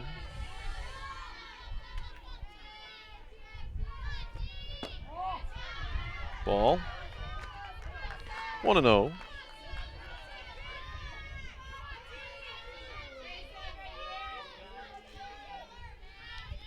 The righty ready. 2-0 to Tenike. RPI down a couple runs here in the bottom of the third. Trying to get something started against Kyle Plimpton. Hasn't been easy. This one hammered foul off the bat of Tenike. 2 balls and a strike.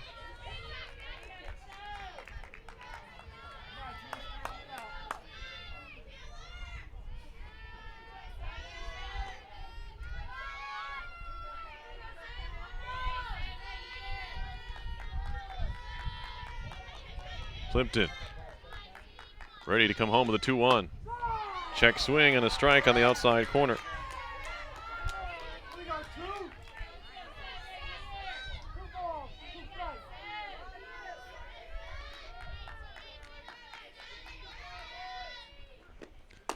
Strike 3 called outside corner. Down looking goes Taylor Tenike, and there are 2 away here in the third.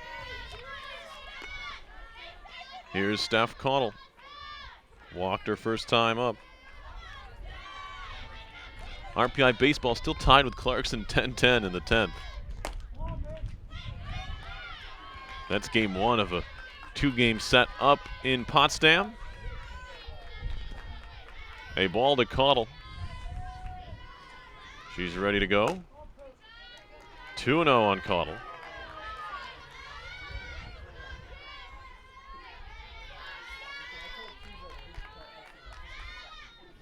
The pitch. 3-0.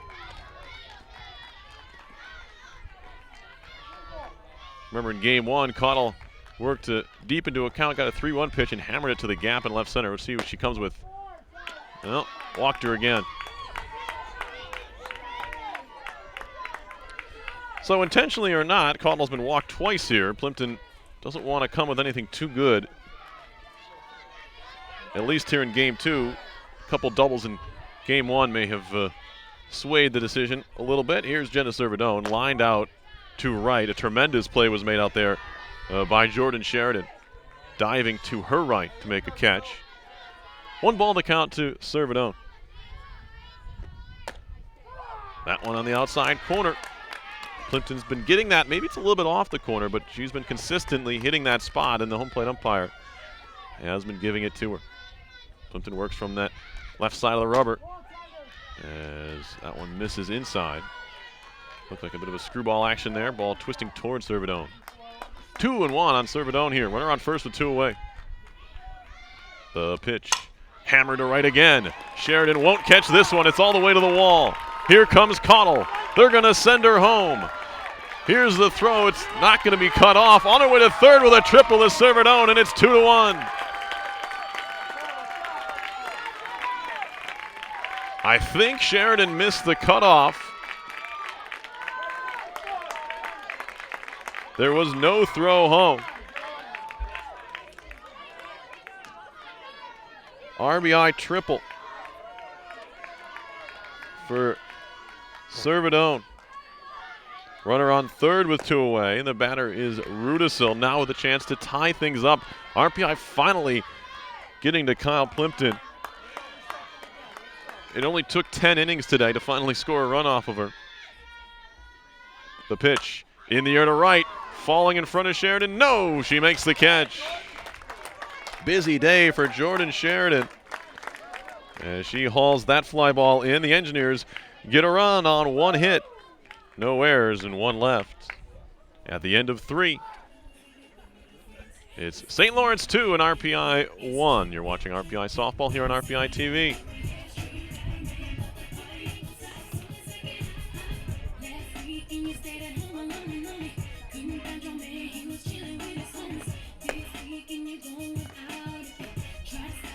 Top of the 4th inning coming up.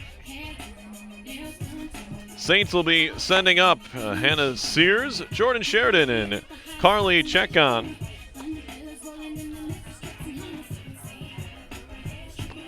Six, 7, 8 in the order.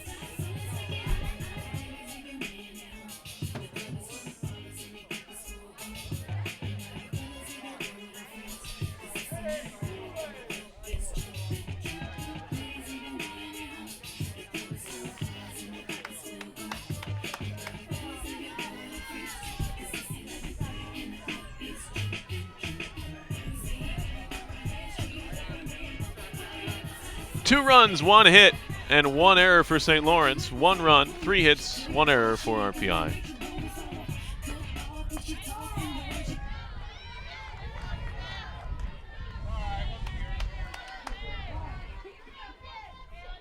Sears reached on a fielder's choice her first time. Actually, ball ended the first inning. Swings and misses at that one.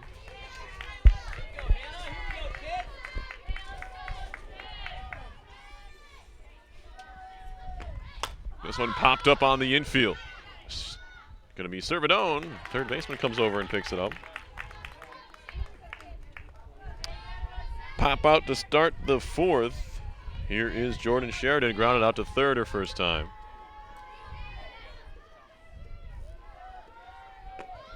Takes zone that skips into the plate, 1-0.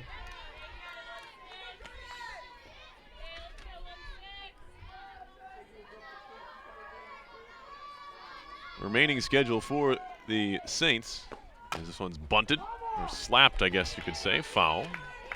One of those kind of in-between swings there. Saints head to Clinton, New York on on Tuesday for a doubleheader against Hamilton. This one's grounded foul up the first base line. Still 1-2. They then host SUNY Potsdam on Wednesday for a couple, and then head to SUNY Canton for 2 more on Thursday. Busy, busy week for Saints softball. There is a strike 3.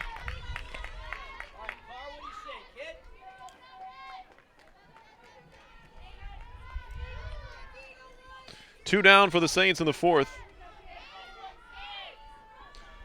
499 Ks for Christina Weltzen.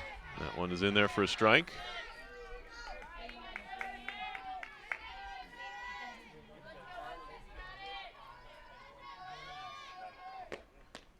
That one off the foot of Cooper, of Jekon, and she heads down to first.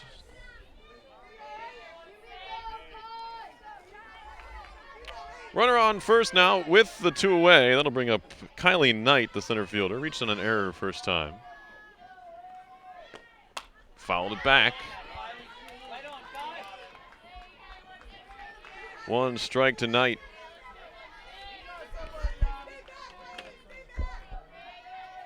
Saints then host University of Rochester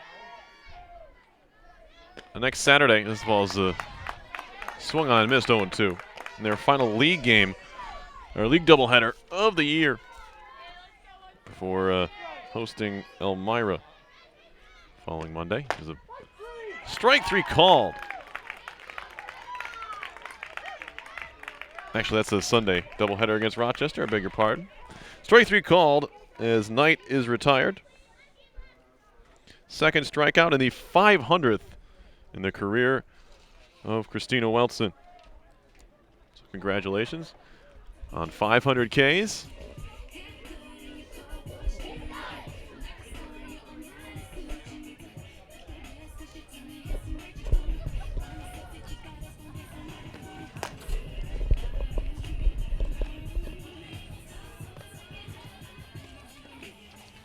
Bottom of the 4th inning. It'll be the bottom third of the order.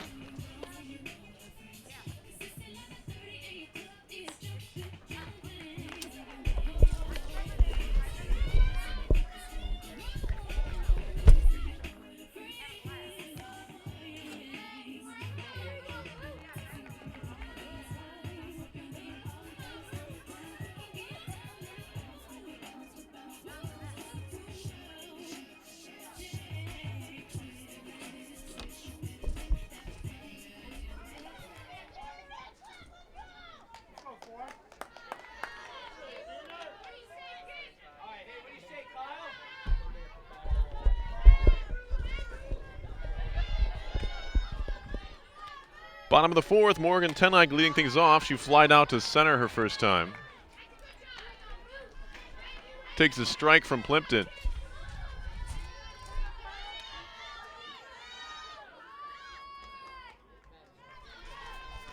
One strike.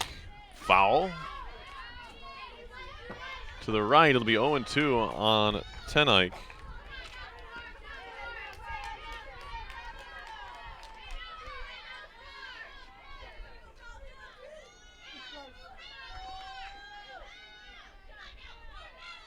The pitch on the way.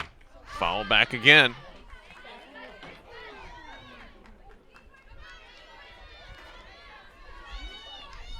That might have caught my car. I'll have to check that one out between innings. 0-2 on Tenike. The pitch. Just a little low. Some umpires like to give full explanations when they call a ball or a strike.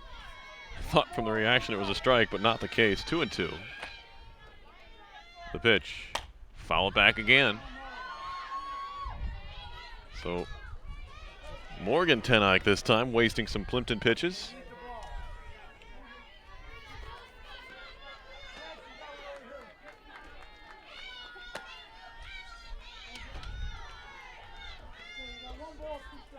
One and two, excuse me. To the leadoff hitter here in the 4th. This one's fouled up in the air, and it's going to be held onto. by Reeks, the catcher. A foul out for the first out of the fourth inning. Here's Casey Harity, reached on an error first time. She hit the ball pretty hard to short.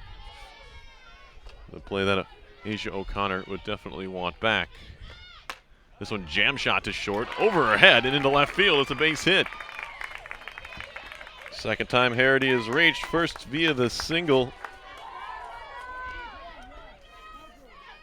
RPI with a runner on base here. The tying run represented by Harity, the freshman. Casey out of Chesterfield, New Jersey. On first here, the batter is Keynes. She takes a ball inside. Keynes struck out her first time up.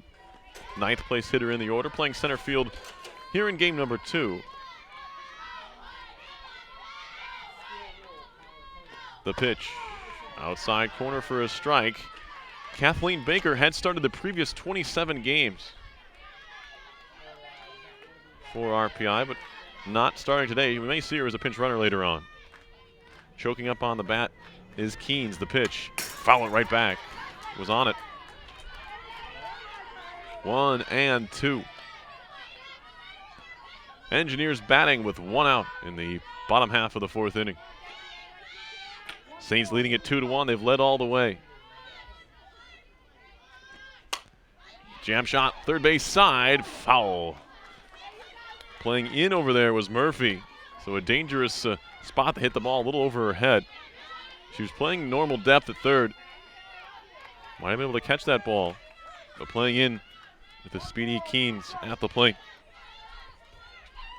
The pitch, check swing and a ball high. 2 balls and 2 strikes. Good at bat here for the freshman Keynes. Good speed over at first and Harity. The 2-2. Up and away. That didn't miss by much. 3 balls and 2 strikes on Keynes.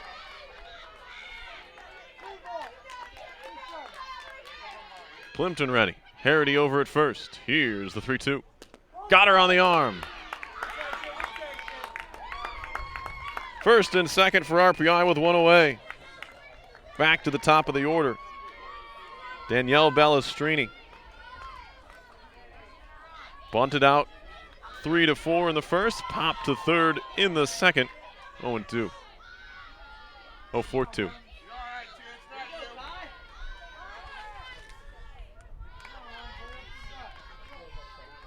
4 hits in the game for RPI. Still trying to pull even with the Saints here, who have 2 runs on just 1 hit. First pitch is a strike to Ballestrini.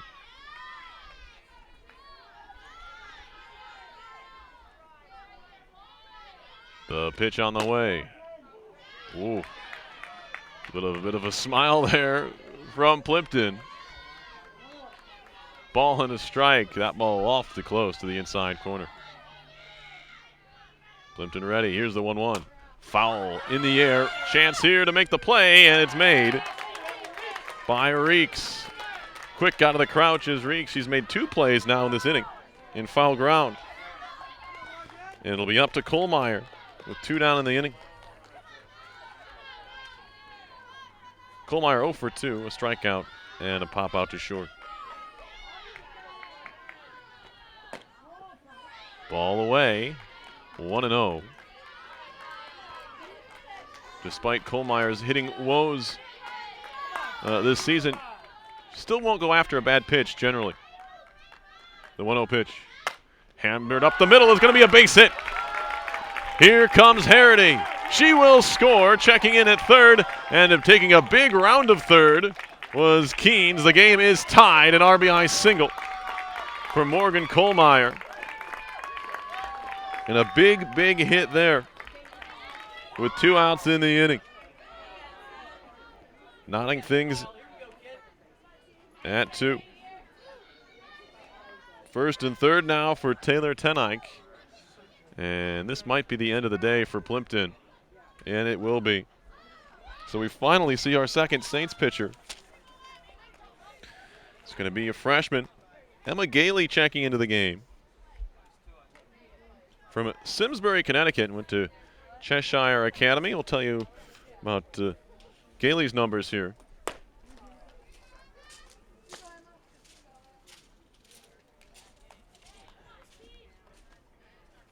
Emma Gailey making her 11th appearance and her 7th in relief. She's 1-2 with a 5.14 ERA. She's given up 26 runs, 23 earned on 47 hits in 31 and a third innings. 30 strikeouts to 8 walks. Pretty good strikeout rate for her. Opponents are hitting 336 off of her. RPI had a golden opportunity to take their first lead of the day. Saints winning game 1, 1-0. And they've led throughout this one. RPI just now coming back to tie things up. Morgan Kohlmeyer got a pitch up and hit it right back up the middle. Driving in her 14th run of the season. That's second most on the team behind Taylor Tunike, who's at the plate now. So Gailey's ready.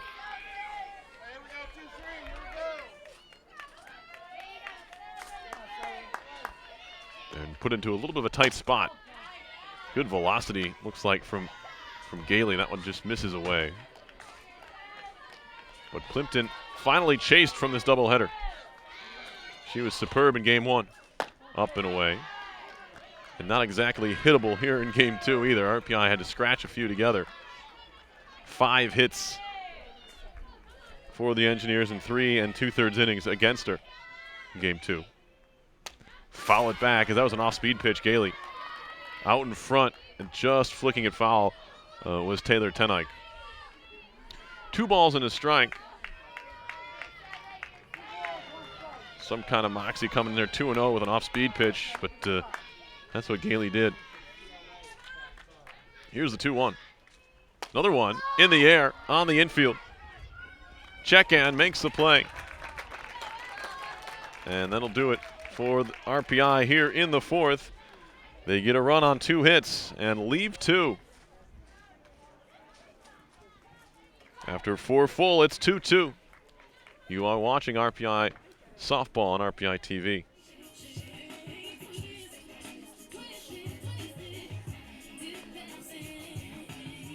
Christina Welton back out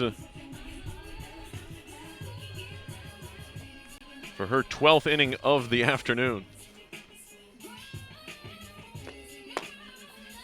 Top of the 5th. Saints will send up the top of the order. Brady Cooper, Asia O'Connor, and Emma Reeks.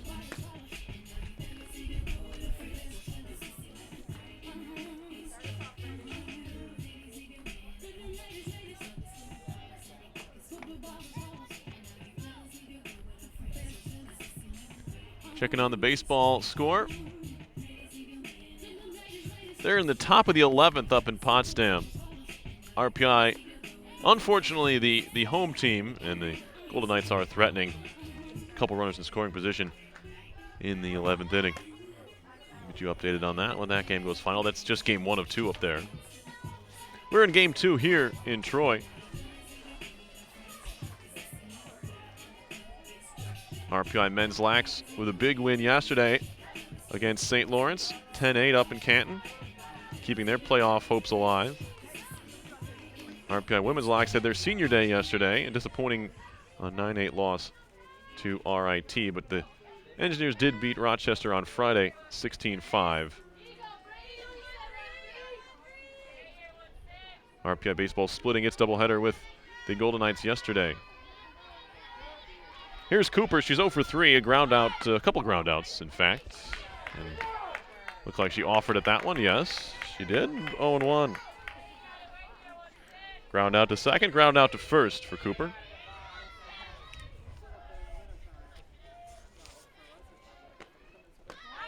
And that one, I believe, just missed. 1-1 on Cooper. She drove in the only one of the game in game 1. Going 1 for 3. And that one misses. 2-1. It'll be Cooper, O'Connor, and Reeks here. Lefty versus the righty. This all's chopped to the right side. Balestrini down for the ball. Throw to first. In time to get her. Good speed out of the box from that left-hand side for Cooper, but Balestrini able to throw her out to start the 5th. Here's Asia O'Connor, Saints shortstop. Couple walks. She came around to score her second time. Takes a strike there from Weltson. Inside. Backing out of the way is O'Connor. 1-1.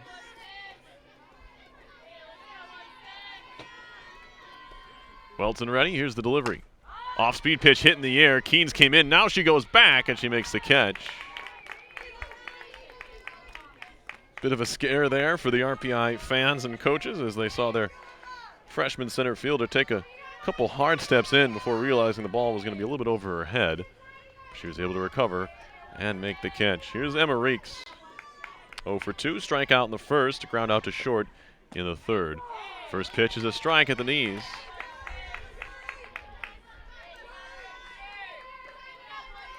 Oh and 1, 2 Reeks, 2 down in the visiting half of the 5th. The pitch. Strike 2, outside half. Both of these two teams splitting their doubleheaders yesterday. Saints were over in Schenectady at Union, winning 1-2. RPI non-league over in Cortland. Strike 3, swinging. As the Saints are done here in the 5th.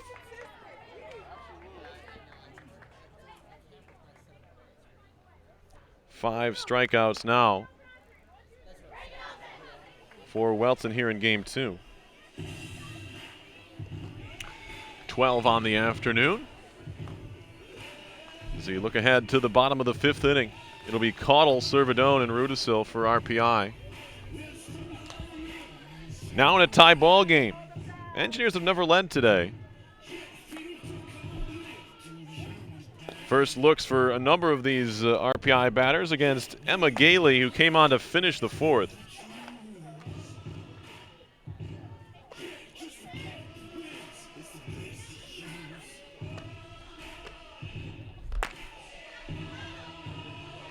Bit of a jerky delivery from Gailey, but she definitely has some velocity.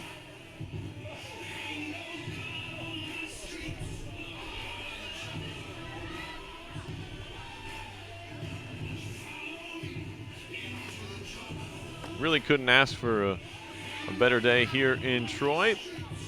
Doris Robeson Field, right on campus here at RPI. We're right next to the Robeson Pool, across the street from Academy Hall. The Student Life Service services are housed. Here is Caudle. She's walked twice, both of those coming against Kyle Plimpton, who's now out of the game. This one hammered on the second. Picked up there by Jekon, and play is made just barely. That ball hit very hard, but Jekon knew what she had to do there. Because it was hit so hard, she had plenty of time, even though the ball kind of popped out of her glove. She was able to track it down and throw out Caudle. Here's Servidone. Off-speed pitch in there.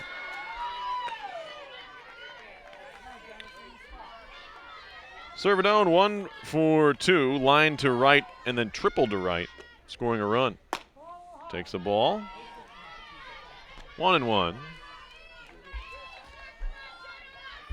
She tripled home Caudle after she walked back in the 3rd.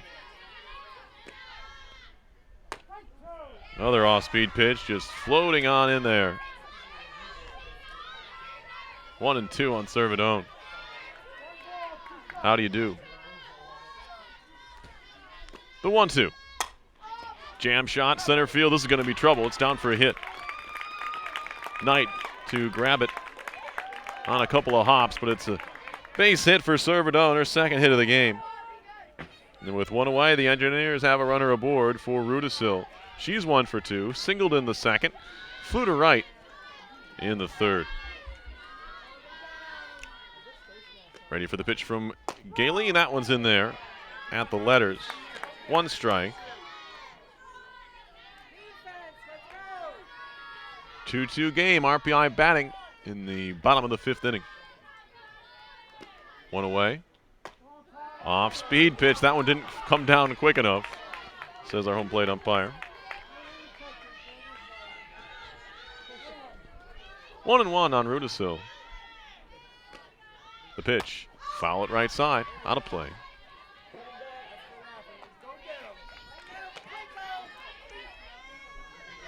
Rudisil getting a chance to start a couple ball games here. Just the 9th and 10th starts of her season for her. That one up and in. Tailing in on the righty. 2-2 on Rudisil. Morgan Tenike on deck. Hit the ball in the air for outs a couple times so far today. The pitch. Breaking ball just missed down and away. 3-2 on Rudisil, the senior left fielder.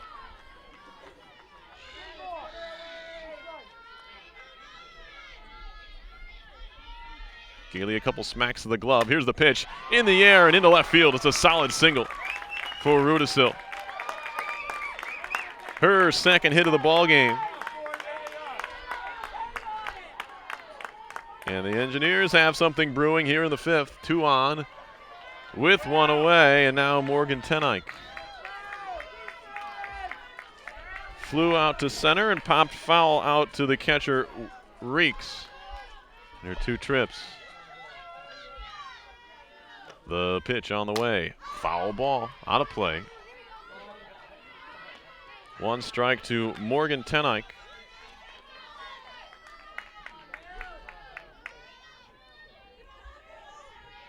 Engineers up to 6 hits in the ballgame. The pitch. Up and away. 1-1 on Tenike. 2 runs, 7 hits in an error. Beg your pardon. 2 runs, 1 hit, 1 error for the St. Lawrence Saints. Ground ball up the middle, and it'll get through for a hit.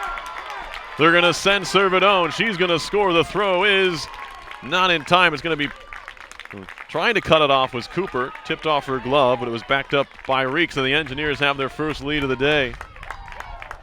3 straight singles for RPI, including that RBI base hit for Morgan Tenike. And it's a 3-2 Engineers lead. Now Harity, she's 1 for 2. Reached on an error in the second. Singled and scored in the 4th. Line drive hit through for a base hit. They're going to send Rudisil. She's going to score, and it's 4-2.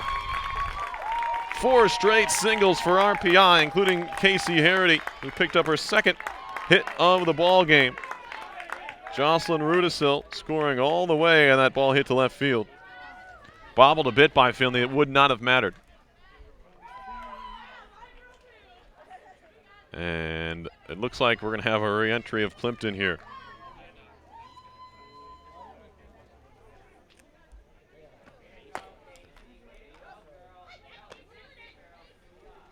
This can't be an easy thing to do for a pitcher. So Plimpton is going to check back in. And is going to be in a tough spot. Runners on first and second. Still just 1 out. RPI now with a 4-2 lead.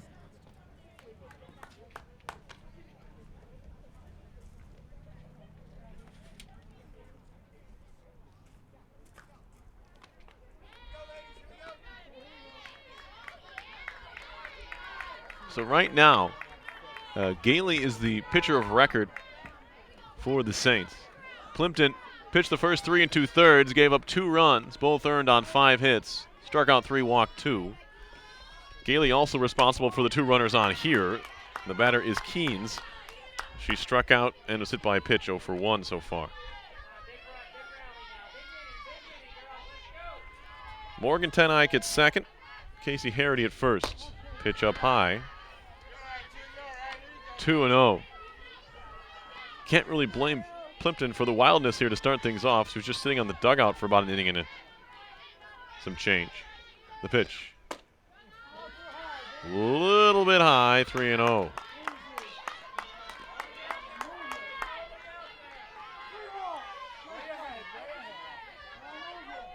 2 already in the inning for RPI. They've taken a 4-2 lead. Here's the pitch. Strike in there. 3-1 on Keynes. If you're Plimpton, you just want to make Keynes put a ball in play here. The pitch. Ball 4, Wachter. Bases are loaded. That'll bring up Balestrini. Bunt always a possibility in this spot.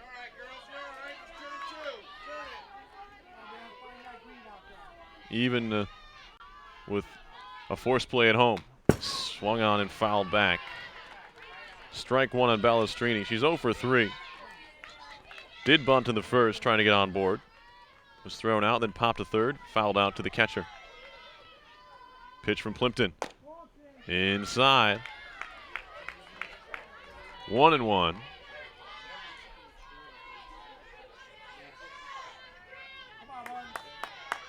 Plimpton ready for the 1-1 pitch here.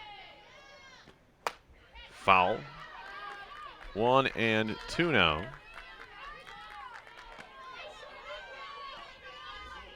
Engineers' bats have come alive here in the inning. 4 hits and a walk after Steph Caudle grounded out to start things. In the air, foul. We'll do it again. Ball and 2 strikes on Danielle Balestrini, the junior. Came in 2 RPI as really utility players, found a home at second base. Here's the pitch. Line drive through the right side for a base hit. Tenike's going to score. Here comes Harity. She scores easily. It's a 2-run single for Balestrini, and it's 6-2 RPI. Great piece of hitting by Balestrini. Going the other way on that pitch on the outside half, and RPI has opened up a 6-2 lead. Could not have picked a better time to pick up your first hit of the day, Balestrini. 0 for in game 1. 0 for first 3 here in game 2. Here's Kohlmeyer. Strike 1.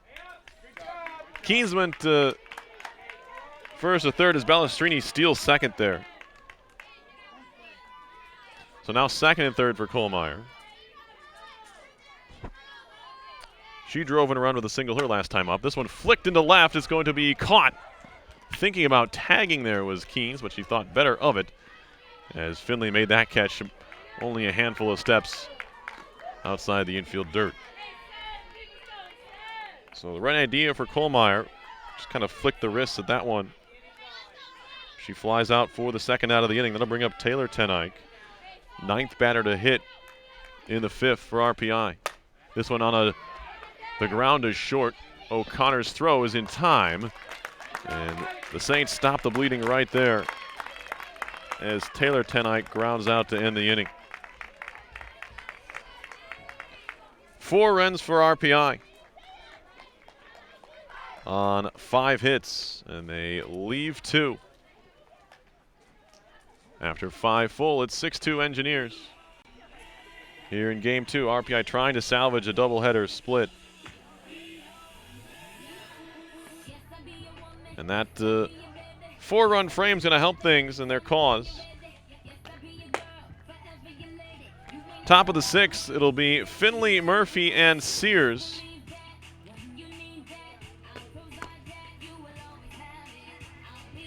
If you missed any of this doubleheader, be sure to check rpitv.org next week. It'll be posted there. You can watch anything you may have missed. As well as check out other past broadcasts of RPI TV's sports broadcasts and everything else they produce.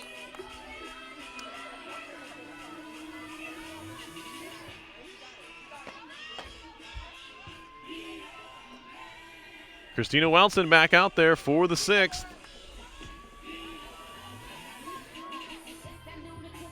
Trying to pick up her 9th win of the season. And more importantly, RPI's 5th Liberty League victory.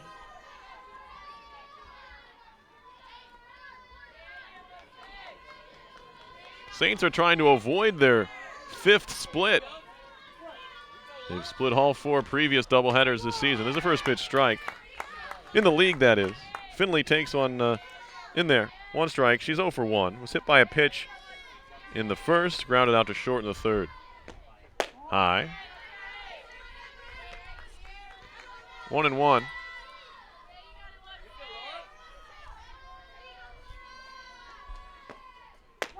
There's a good off-speed pitch.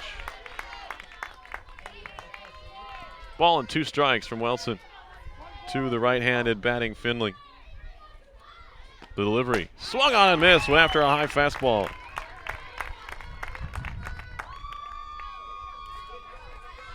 Six Ks here in game 2 for Wilson.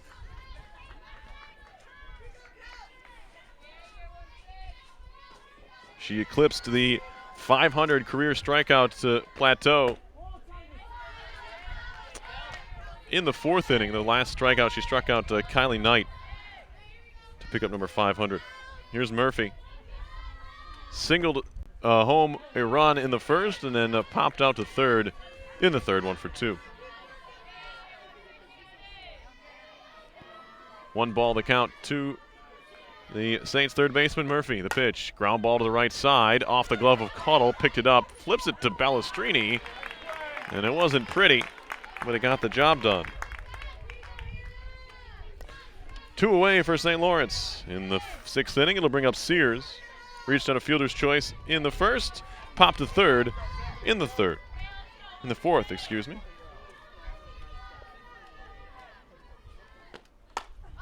In the air on the infield.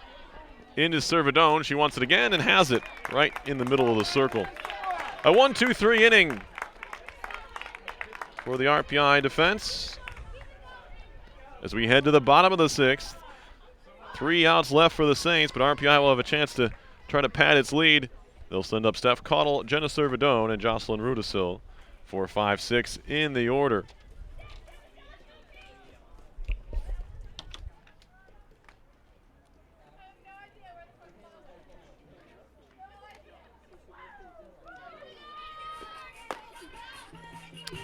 Final from baseball, it was 13-10, Clarkson winning game 1.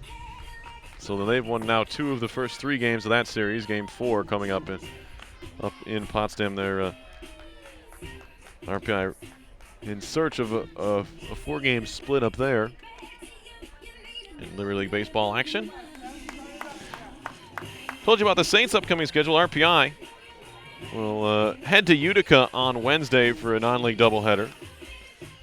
And then it'll travel to Union and Clarkson next Saturday and Sunday for its final 2 league doubleheaders of the year.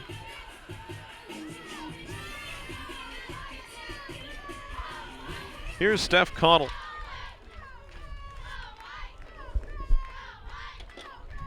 First pitch, big cut.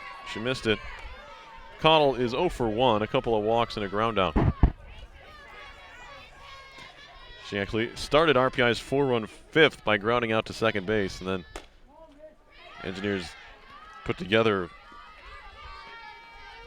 4 hits in a row, then a walk, and then another hit. So 6 straight batters reaching. 1-1 on Caudill. Up and away, 2-1.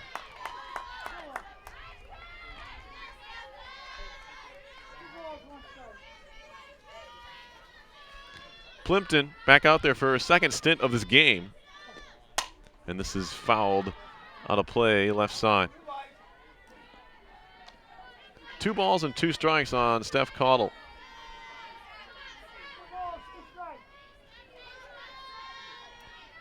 Plimpton ready.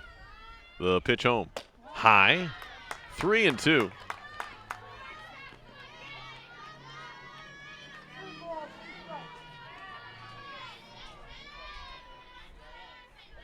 The payoff pitch in the air to left. Over is Finley. She's under it and has it for the first out of the inning. So Caudill now 0 for 2. Here's Servidone. She's 2 for 3. Lined out to right, tripled to right center, scored a run. Or excuse me, drove in a run, then singled and scored her last time. Facing Plimpton here. Good looking pitch from Plimpton there. Fooled Servidone a bit, 0-1.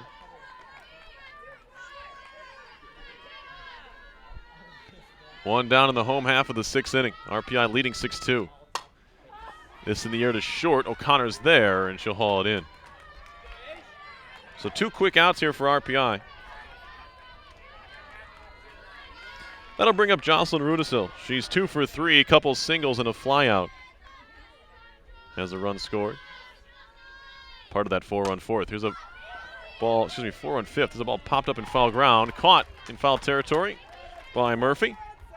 RPI goes down 1-2-3 in their half of the 6th inning. We'll head to the top of the 7th. Last chance for the Saints. As Welson back out to try to finish off the 14-inning day.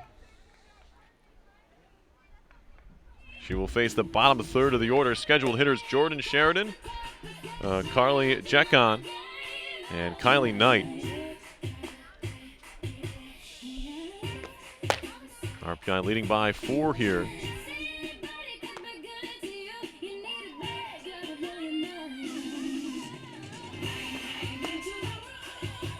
Saints led this game early. And a 2-0 lead in the 3rd inning.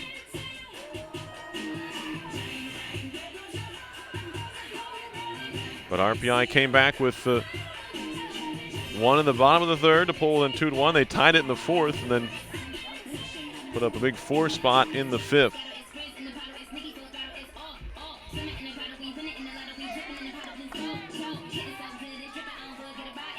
Gailey, the pitcher of record right now for the Saints. This is a ball chopped in front of the plate. Servidone in, won't have a play. It's going to be a base hit. Not much of a chance there. Sheridan runs very well out of the box.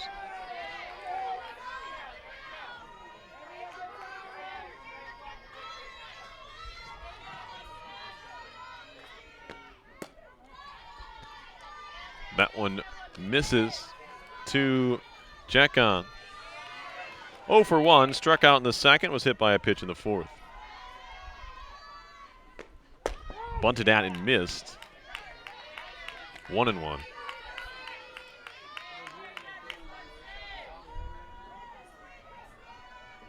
Sheridan over at first base. Saints need base runners here, down by 4. Off-speed pitch hit in the air, diving effort by Harrod, he doesn't get it. Around to pick it up is Rudisil. She gets it back into the infield quickly. It's a base hit. 2 hits now in the inning for the Saints. With nobody out, that'll bring up Kylie Knight. Meeting at the circle here for RPI and its infielders. No need to panic yet, just a couple runners on base.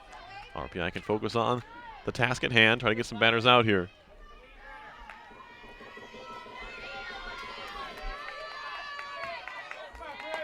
Knight's 0 for 2, reached on an error in the 2nd, struck out looking in the 4th. She'll bunt this one third base line. It's a beautiful bunt. Throw to first is not going to be in time. It's a bunt single, and the bases are loaded. Tying run comes to the plate here for St. Lawrence.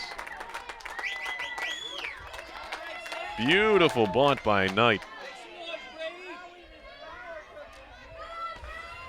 Here's Cooper, 0 for 3, 3 groundouts so far in game 2. Left-hand batter ready. Welson with the pitch. Down and away.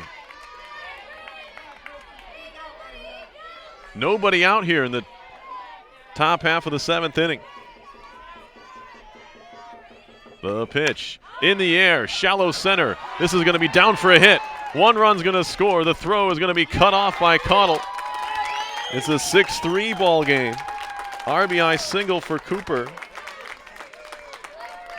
And the Saints have started the 7th with 3 consecutive hits. Sheridan comes around to score.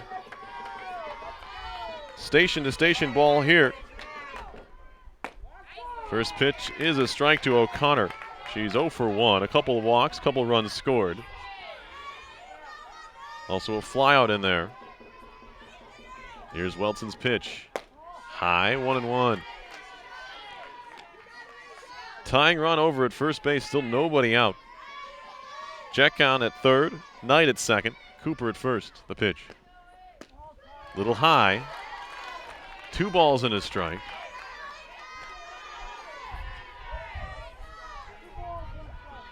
Saints not going quietly here in the 7th. 6-3 now. Here's the pitch. Down and away. 3 balls and a strike.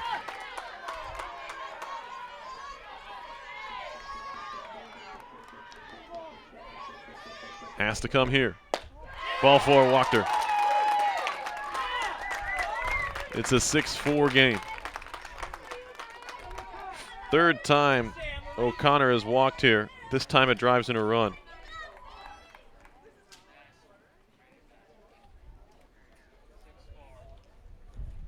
And this will be the end of the day for Welton, as Steph Cottle is going to be the one who takes over in the circle here. So a little bit of drama here at Doris Robeson Field here in Game 2. The first 5 batters have reached for the Saints here in the 7th inning. They've made it a 6-4 game. Steph Cottle in to try and pick up the save. Cottle, the team leader in strikeouts. Thought we may have seen her start in Game 2, but not the case. She makes her 15th appearance, I beg your pardon. Her 7th in relief. She's a 6-5 with a 1.94 ERA, which is good for second in the Liberty League among those qualifying. Does have 2 saves on the year.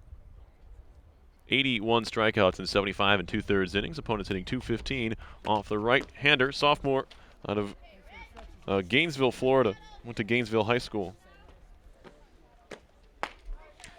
And what the Engineers could use is a strikeout here. Emma Reeks has plenty of power. So it'll be a very interesting matchup here. Bases loaded. Nobody out, top of the 7th. Reeks is 0 for 3, a couple strikeouts and a ground out to short. Cottle in and ready. First pitch to Reeks. Strike over the inside half.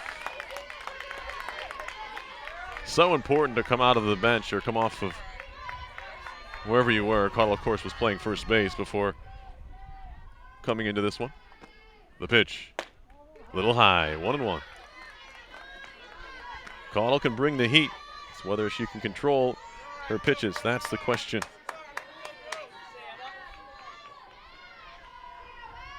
The 1-1. Swung on and missed. Strike 2. Big cut by the catcher Reeks. He was looking to try and put the Saints in front with that swing. 1-2 now. Choking up a bit on the bat is Reeks. Here's the pitch. Up high, 2-2. Nowhere to put her. Very important pitch coming here. You don't want to go full count. Laura Finley, the on-deck hitter. The pitch. Foul, just got a piece to stay alive.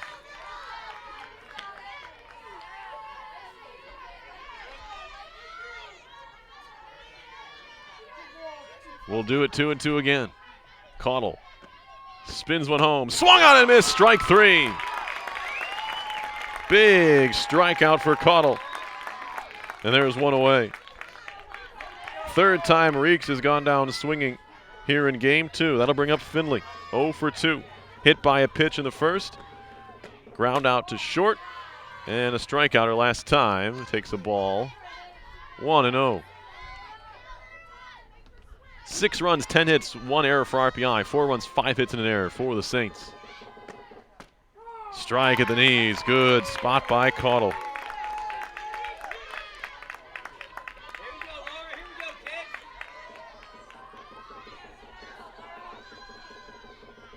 Here's the 1-1. Swung on and missed. 1-2.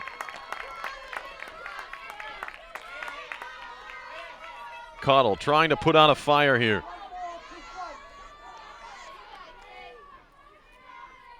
The 1-2 delivery. Popped up, foul territory. Is there room? Nope, out of play. Still 1-2.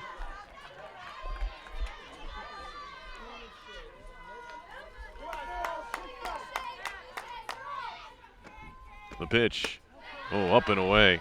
That one got away from Caudle just a bit there. Wasn't close. 2-2 on Findlay. Kelsey Murphy, the on-deck hitter. Had a couple hits in game one here in game 2. On the ground and through for a hit. 1 run's going to score. They're going to hold the runner at third. It's a 1-run ball game. Just by Harity, the shortstop, who made a great diving effort. Wasn't enough. Knight comes home. Cooper to third. O'Connor to second. And it's up to Kelsey Murphy here. Still just 1 away. It's now a 6-5 game. Murphy 1 for 3. A single, a pop out, and a ground out. Takes the ball up and away. Tying run at third. Caudle picked up a strikeout of Reeks for just the first out of the inning. Ball low, 2-0.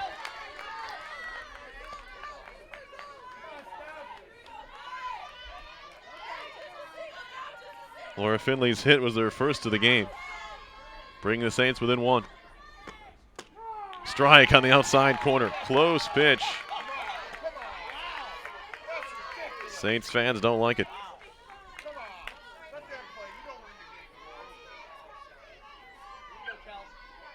Here's the 2-1 from Caudle. Line drive. On the ground, out of second. The play is to second base for 1. The game is tied. Balestrini went to get the, I guess not the lead runner, but the runner at second. It's going to be a fielder's choice for Murphy. And an RBI. Findlay is retired on the play for the second out. And now Sears to the plate. She's the 9th batter to come up in this Saints 7th inning. Game is tied 6-6.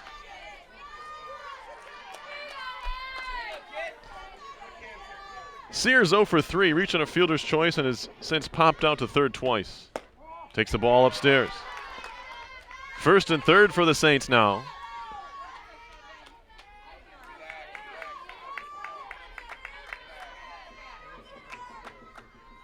Here's the pitch. Line drive center field is going to be caught in the air! What a catch by Keynes! Spectacular from Rebecca Keynes, the freshman. Keeping this game tied. Are you kidding me? 2 great catches in this one. One by Jordan Sheridan for the Saints, and none bigger than you'll ever see. A diving catch by Rebecca Keynes in center field. Surely would have put the Saints ahead there.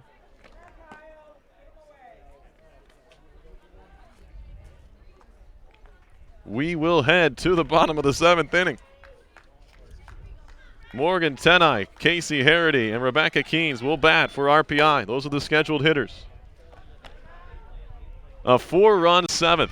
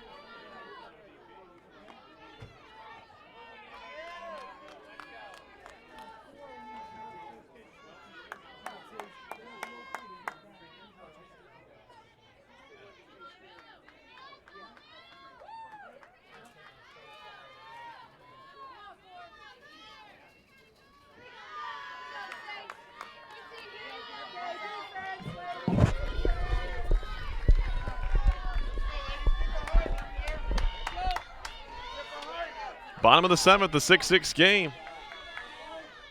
Kyle Plimpton back out to the circle for St. Lawrence.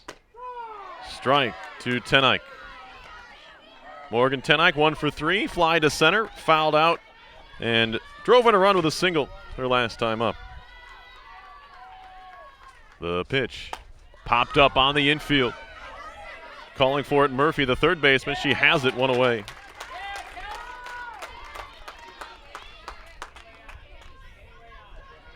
Here's Harity, 2 for 3. Came in just batting .114 on the season. But a couple hits and a couple runs and an RBI. The pitch. Just a bit high and away. Plimpton takes a bit of a walk. Now she's ready to go. Strike at the knees. 1-1.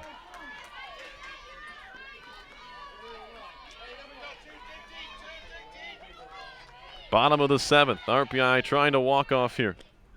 Popped up foul out of play. Up on the roof.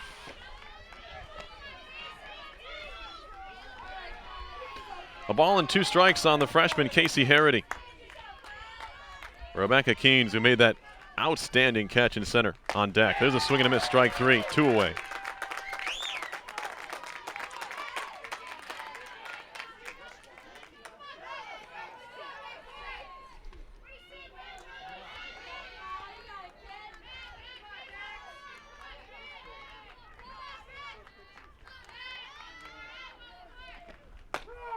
Strike 1 to Keynes. She is 0 for 1. Struck out in the 2nd, was hit by a pitch in the 4th, and walked in the 5th. There's the ball high. 1-1.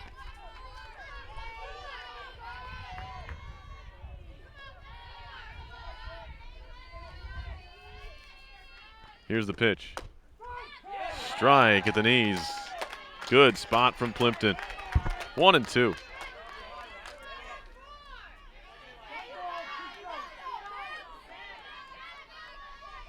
The pitch. Strike 3 called. Keynes down looking. 2 strikeouts in the inning. We're headed to extras here. It's 6-6 between RPI and St. Lawrence.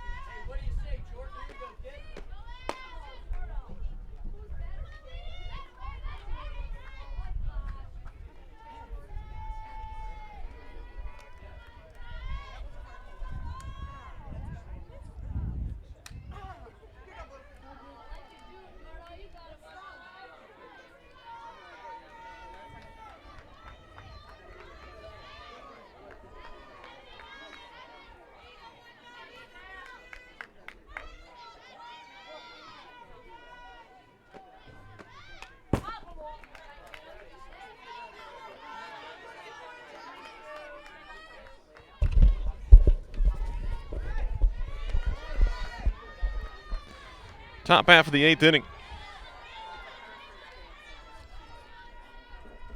Sheridan the batter. Half swing went around.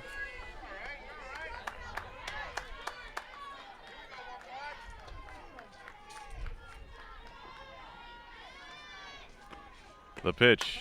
Chopped foul. I believe it's 1-2.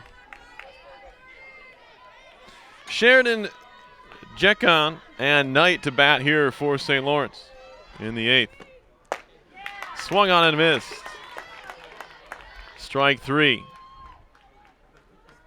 I believe they play a full inning of extra innings. That'd be the 8th without international tiebreaker rules in league play. So that's why there's no one at second base yet. You might have noticed that in non-league games. They go right to it. Swung on and missed. Strike 1 on Jekon.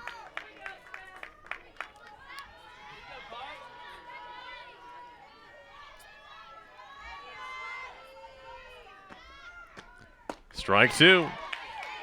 bringing the high heat there. Caudle, 0-2. Way ahead.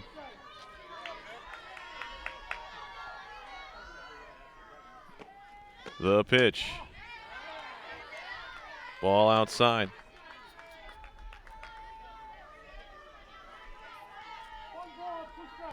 1-2 from Caudle to Jekon. Swung on, miss, strike 3. 2 down.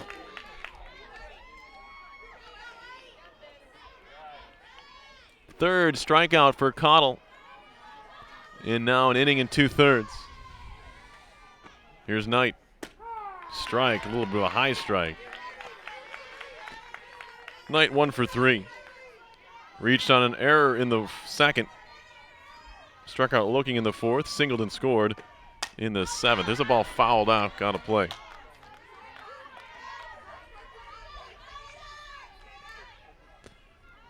Oh, and 2 on Knight. The pitch. Off-speed pitch up and away.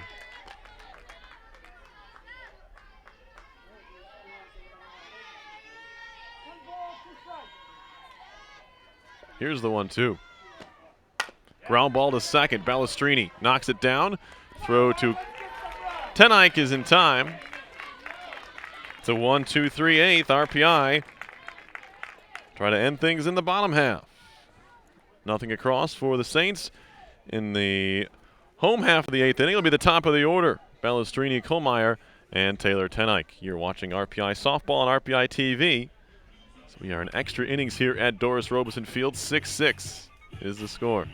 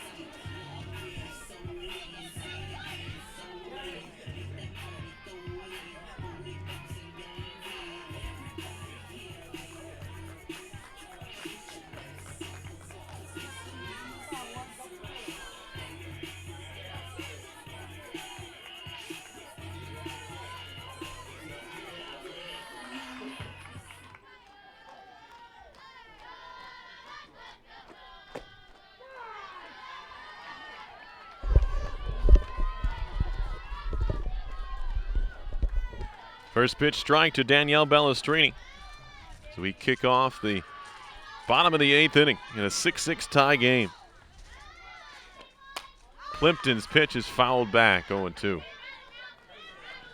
Balestrini 1 for 4. Delivered a big 2-run single back in the 5th inning, capping a 4-run rally for RPI that gave them a 6-2 lead at the time. This one fouled left side foul. Maybe in play. Nope.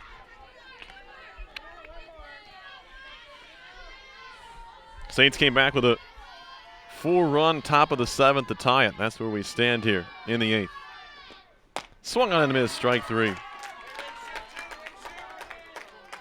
1 away. First time Balestrini has gone down swinging in this one. Plimpton up to now 6 2/3 innings. 2 runs on 6 hits allowed, 6 strikeouts, 3 walks. First pitch is a ball to Kohlmeyer. Morgan Kohlmeyer 1 for 4 here in game 2. RBI single her in the 4th inning, excuse me. She flew out to left her last time. This is a ball hit on a line, caught at second by Jekon. Good running catch. We've seen some great defense in this game.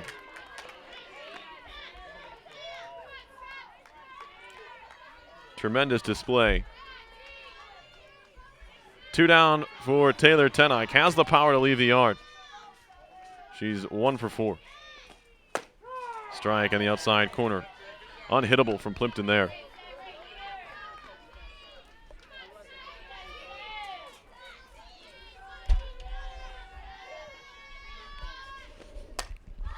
Up on the infield.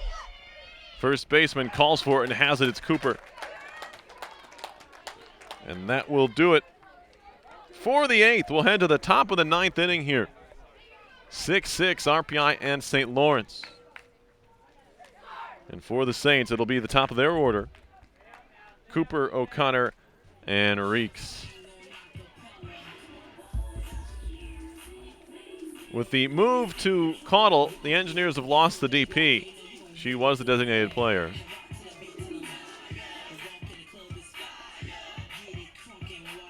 She heads back out there. Plimpton up to 7 in the 3rd innings. Caudle threw 2. Just the 1 hit allowed, 3 strikeouts. She'll have to deal with the top of the Saints order. The line is out on Weltson. 6 runs all earned on 5 hits, struck out 6, walked 3 in 6 innings.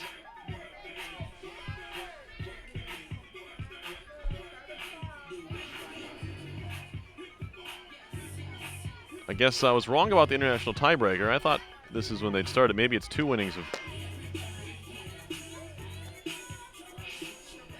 extras in league play. Thought it was 1. Anyway, top of the 9th. It'll be Brady Cooper to bat for the Saints. She singled and drove in a run as part of that 4-run 7th. 1 for 4 on the day.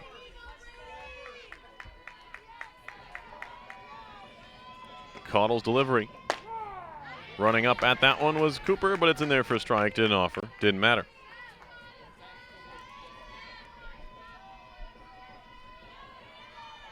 Here's the pitch. Chopped foul. 0-2 on Cooper.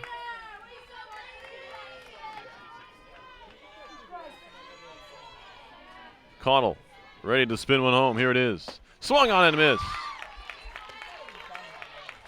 Strike 3. A strikeout to start the 9th. That'll send up Asia O'Connor. 3 walks here in game 2. In her only at bat, she's flown out to center. Drove in a run with a walker last time, takes the ball low.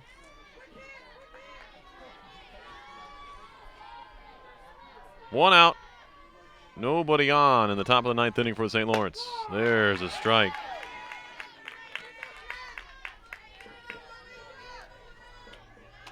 One ball and 1 strike to count to O'Connor, left-hand batter.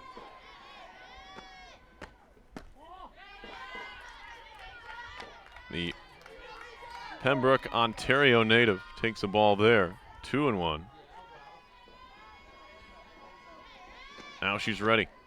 Chop up the middle. Ballestrini nearly overran it. Now she'll throw, pulling Tenike off the bag, and that's going to be a tough play all the way around. It's probably going to be an error on Ballestrini, because a better throw looked like it would have got her.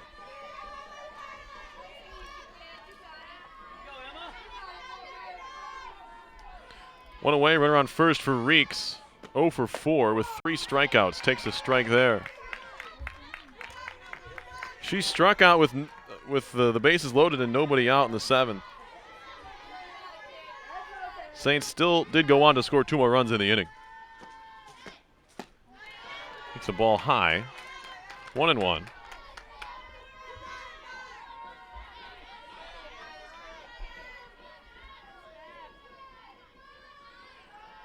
The pitch upcoming.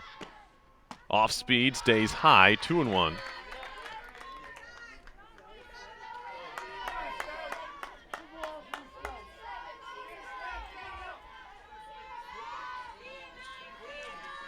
The pitch from Caudle.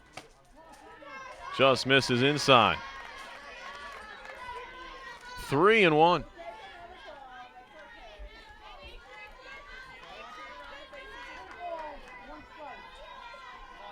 Runner on first, O'Connor. The pitch to Reeks on the way. Takes it, ball 4. A little bit of wildness here from Caudle.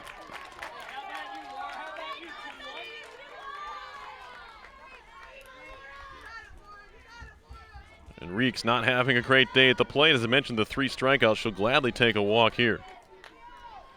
Now Laura Finley. Hit by a pitch in the first, grounded out to short in the third, struck out in the 6th, singled in the 7th, 1 for 3 with an RBI. Takes the first pitch strike there from Caudle. First and second now with 1 away. Popped up foul over my head and almost had a chance at that one.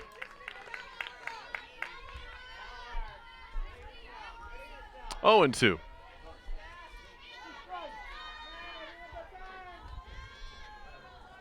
The pitch. Line drive into left field. It's going to fall for a hit in front of Rudisill.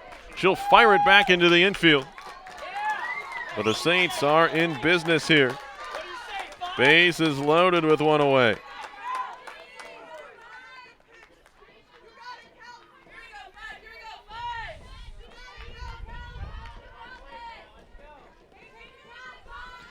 Kelsey Murphy at the plate. 1 for 4 on the day. Takes the ball high, nowhere to put her. Singled and drove in a run back in the first at Murphy. She's since popped to third, grounded out to first, and reached on a fielder's choice, drove in a run her last time. Off-speed pitch and a good one from Caudle, 1-1.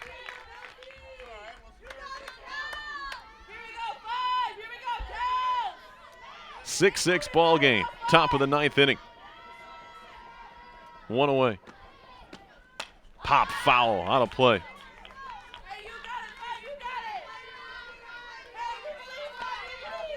One and 2 to the St. Lawrence third baseman, Kelsey Murphy. Caudle trying to tightrope out of another jam here. Up and away, 2-2. Waste pitch there, wasn't close.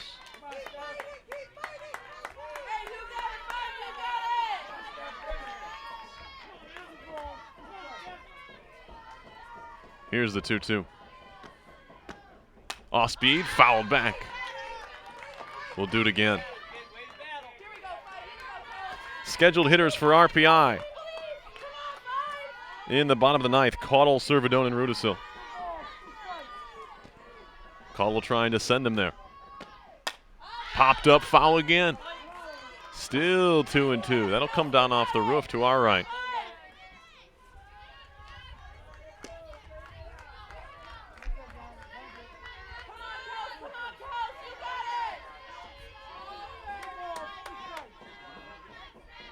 Still 2-2. Just missed up and away, full count. Caudle has to come now.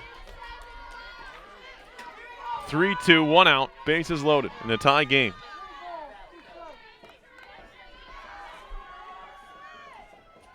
The pitch.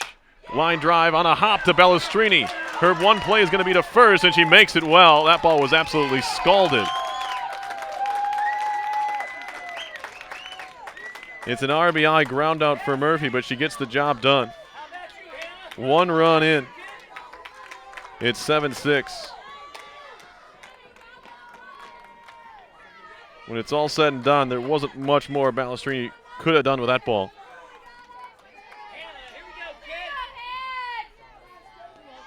Your first job there is to keep it in front of you. If you don't, 2 runs are going to score. She did and actually got an out there. Here's Hannah Sears. First base is open. Sears 0 for 4. Go-ahead run in for the Saints on that RBI ground out for Murphy. Her second run batted into the day. There's a little bit high to Sears. Look good from here. 2-0. Sheridan's the on-deck hitter. You don't have to come if you don't want to if you're Caudle. She does anyway. Looked a little bit off speed. 2 balls and a strike. Looked like Sears was taking all the way. She had really no interest in that pitch. Now the 2-1. Thought about that one, takes it up and away. And again, for Cottle, you don't have to groove one here with first base open. If you want to start fresh against Sheridan, you can.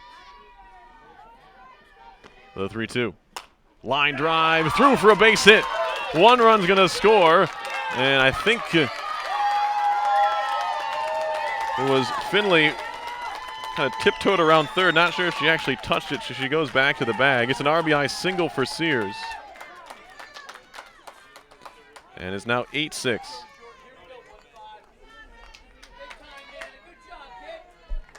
So Cottle elected to come in with a strike there on 3-1. And Sears took it to left for a hit. 8-6, Saints lead.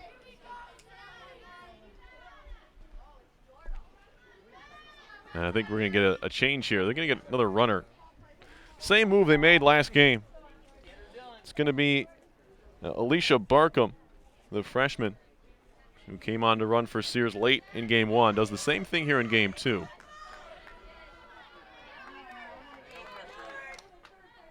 Barkham from Plattsburgh went to Beekman-Town Central. First and third, 2 away. Slapped foul by Sheridan. Jordan Sheridan 1 for 4 today in game 2. Couple strikeouts. She's also singled and scored a run. Chopped in front. Servidone picks it up, read it well. Makes the play. That'll do it for the Saints here in the inning. They score a couple runs on 2 hits and leave 2. We head to the bottom of the 9th. Last chance for RPI, now down a couple. It's 8-6. And Kyle Plimpton comes out to pick up her second win of the day.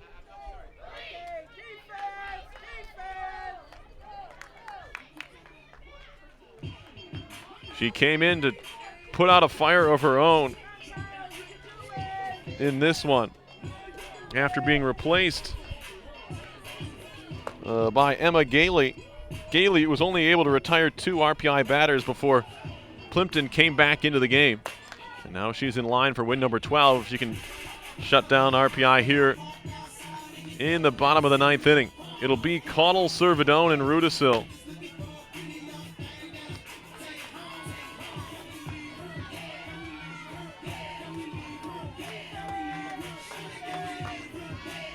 Cottle trying to help herself out now, as she is the pitcher of record for RPI currently.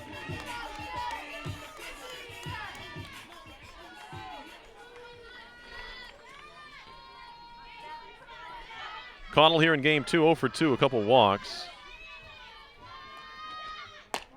First pitch is high from Plimpton.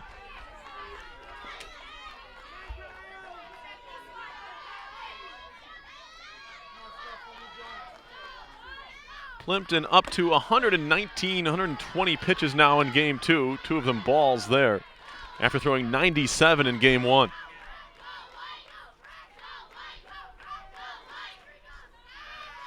The pitch. Strike over the outside half, 2-1. Good idea there. Cottle, make sure you take a strike here. Down by a couple runs. Here's the 2-1 coming. Up and away, 3-1.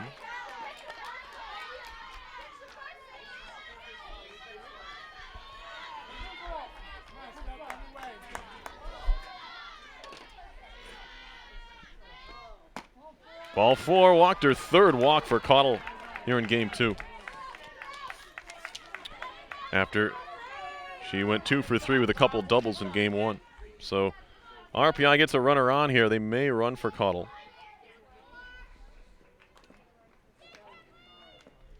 Kathleen Baker will be the runner.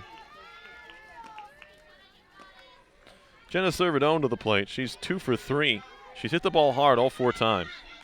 Lined out to right. Tripled to right center. Drove in a run. Singled and scored. And then lined out to shortstop. Her last time. Servidone facing Plimpton here. You have to think Servidone will be taking till she gets a strike as well. First pitch swinging. Popped into foul ground. Is there room? Looks like there is, and it is foul. I lost sight of it. Looked like the First baseman Cooper and the second baseman Jekan both had an opportunity. Jekan. Try and catch that ball.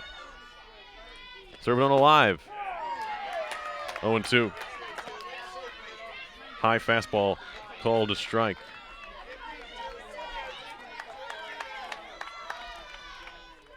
Here's the 0-2. Jam shot foul. That just barely leaves the yard.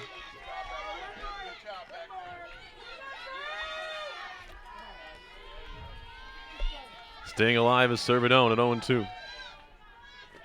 Pitch inside, 1-2. A smile from Plimpton. Thought she had her there. 1-2. Saints up 8-6. Engineers have a runner on first and nobody out in the bottom of the ninth. Fouled up. Had it, dropped it. Caught a ball though.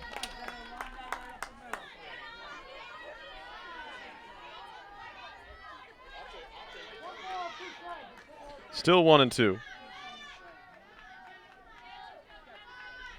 The pitch, foul back again.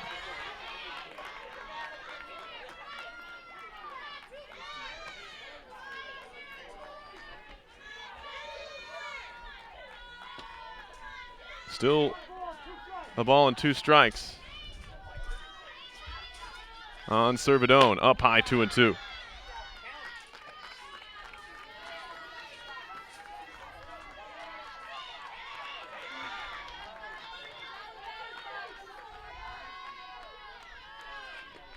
This one jammed foul out of play.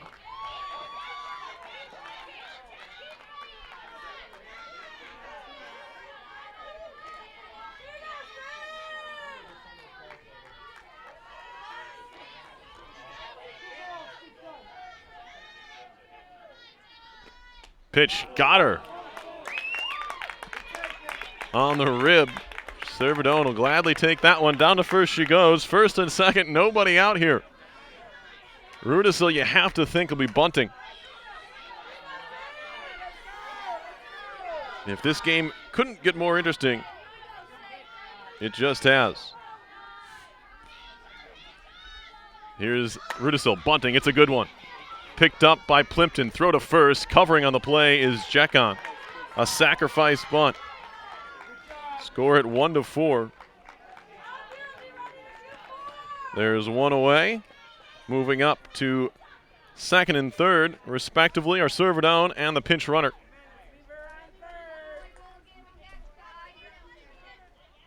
Baker. Another pinch runner coming up here.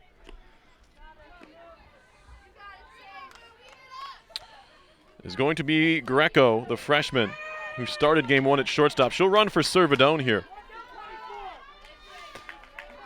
Morgan Tenike to the plate.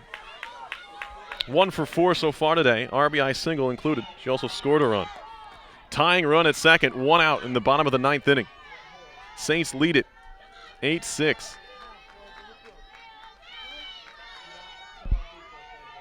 Kyle Plimpton, ready to go. Spins one over the outside corner, strike 1.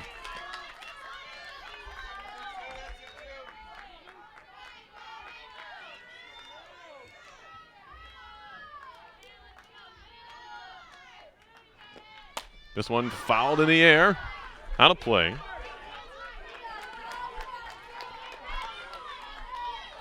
Oh, and 2 on Morgan Tenike. Casey Harity is the scheduled on-deck batter.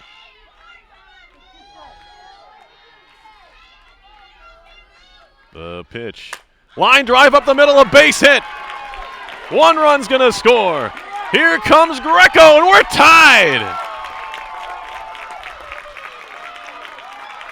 A 2-run single for Morgan Tenike, and the game is all knotted at 8-8. Unbelievable.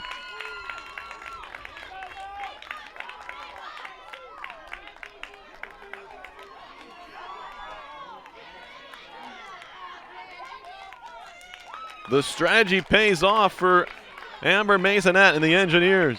Rudisill bunting there. A lot of times, a lot of coaches don't want to give up outs when you don't have many left. But it worked out there. A solid single up the middle for Tenike. Her second hit of the game.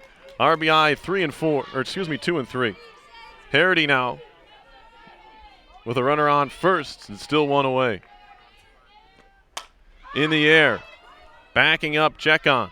She'll make the catch at the edge of the grass. 2 down in the inning. And here is Keynes. 0 for 2. Also been hit by a pitch and walked.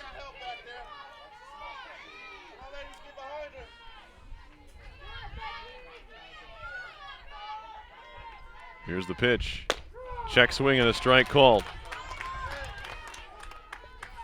140 pitches for Kyle Plimpton.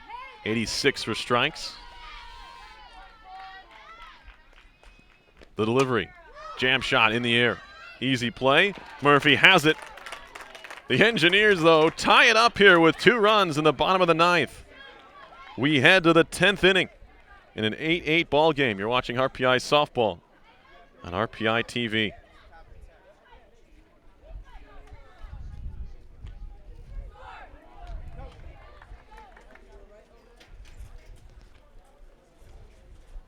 Steph Caudle makes her way to the circle for RPI. It'll be Carly Chekon to lead things off for the Saints, followed by Kylie Knight and Brady Cooper. 8-9-1 in the Saints order.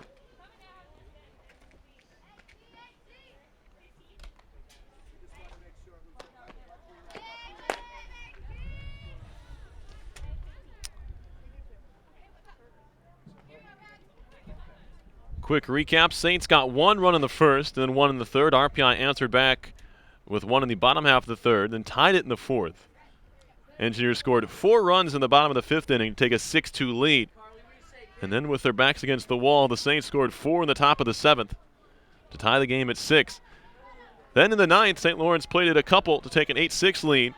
But RPI in the bottom of the 9th inning, you just saw RPI score a couple runs to tie the game at 8. 8 runs, 8 hits, and 1 error for St. Lawrence. 8 runs, 11 hits, 2 errors for RPI. Kyle Plimpton has both started this game and she's come on as a relief pitcher, replacing Emma Gailey. First pitch of the 10th inning is the ball. We do have international tiebreaker rule in effect here, so taking over at second base is the last out. That would be Jordan Sheridan. Bunted, foul.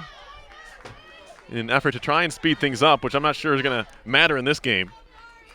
The international tiebreaker is in effect.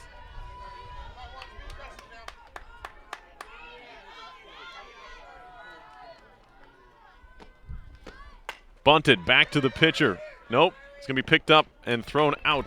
Servidone converts that one. Scored 5-4.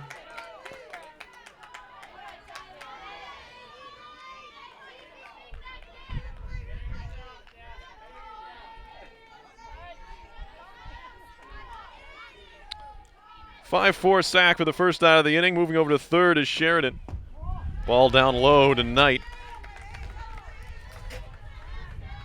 That's really the standard play for international tiebreaker situations. Teams can try and bunt that runner to third base with less than 2 outs, and they do. Strike over the outside corner.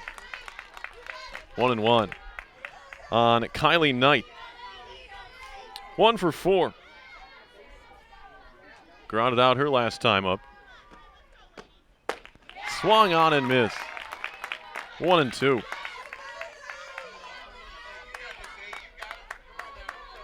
Big spot here. Caudle trying to pick up that second out. Ball popped up on the infield. Balestrini under it, has it, 2 down. Holding at third is Sheridan, the runner.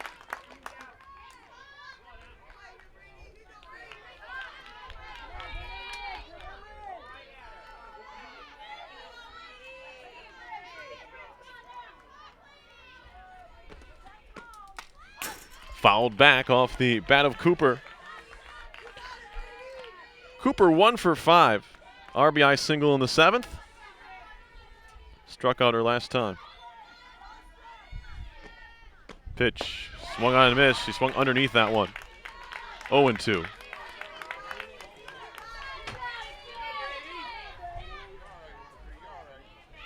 So Caudle way ahead now. Run over at third with 2 down. Swung on and missed. Got her. Strikeout for Caudle, and the Engineers have a chance to try and win it in the bottom half of the 10th inning.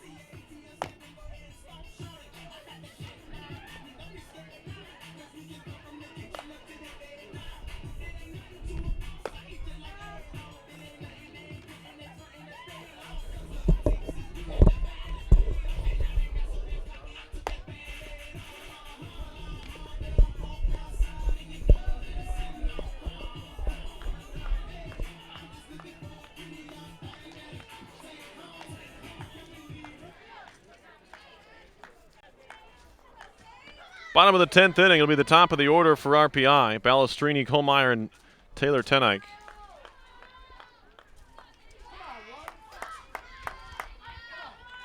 Balestrini 1 for 5 so far. Struck out her last time. Kynes takes over at second, or Keynes rather. Good bunt by Balestrini. Plimpton makes the play to check on. And now the winning run. It's just 60 feet away.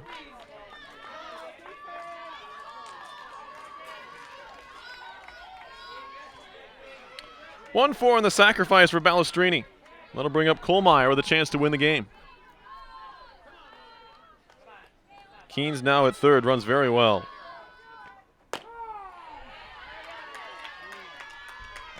First pitch is a strike to Kohlmeyer.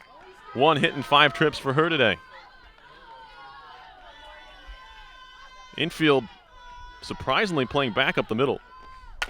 Ball chopped back to Plimpton, checks the runner, throws to first, didn't make the play.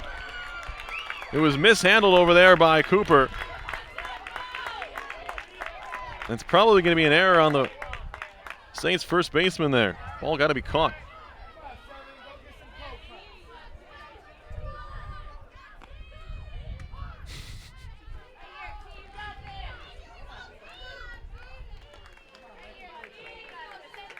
First and third. 1 away. Big cut and a miss. Taylor Tenike singled her first time. She since struck out, popped out, grounded out, and popped out again. 1 for 5. Trying to match her sister's heroics from the 8th inning. Here's a ground ball, knocked down at third. Throw home is going to be out at the plate. Keynes is gunned down. Terrific play at third by Murphy.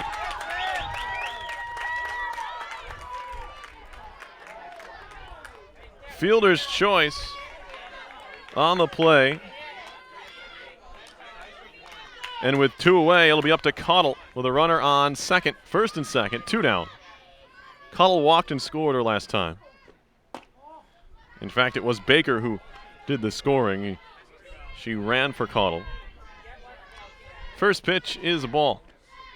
And it looks like they may be intentionally, unintentionally walking, or unintentionally, intentionally, whichever you want to slice it. Yeah, they're just putting her on. This, in fact, is an intentional walk, which is very interesting considering you're moving a runner up here. The pitch, outside, ball 4. The 4th time that Caudle has walked today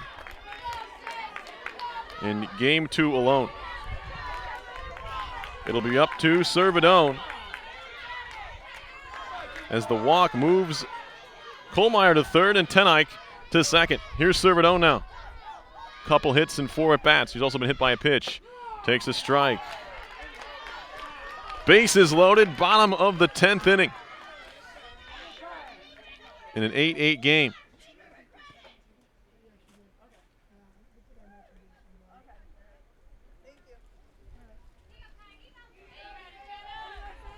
Saints head coach Elisa Van Kirk wanted an explanation for something. Couldn't quite tell what it was. Anyway, here we go. In the air to center. Knight under it. Has it. We're going to the 11th.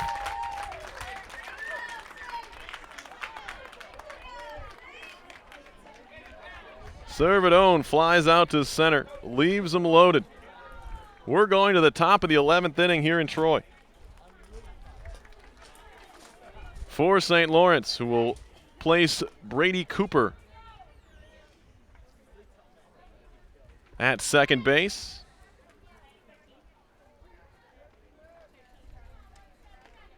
As part of the international tiebreaker, she'll start over at second. Neither team able to score the run.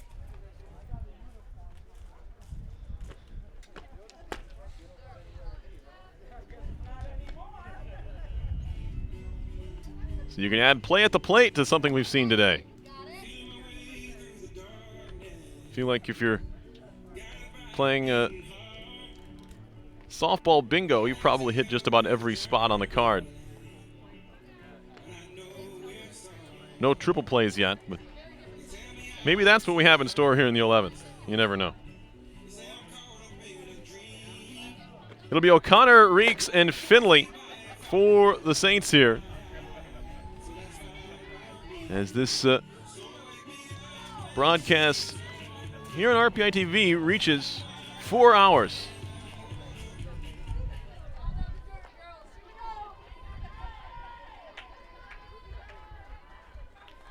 Cooper down at second as a part of the international tiebreaker rule.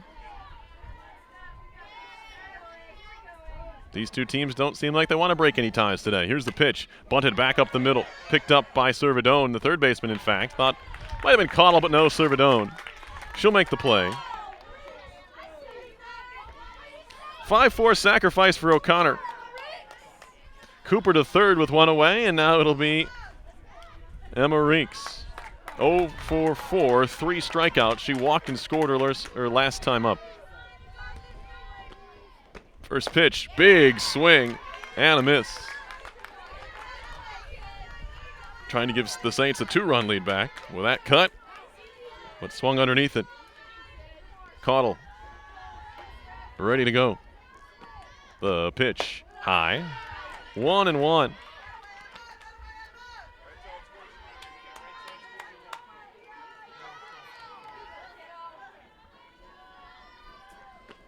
The pitch. Strike over the inside corner. 1-2.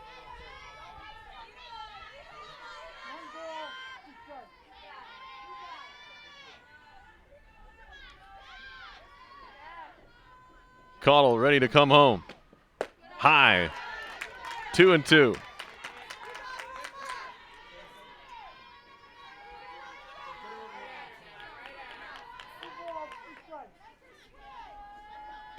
Cottle ready, up high, 3-2. Run over at third is Cooper. She was sacrificed there by Asia O'Connor.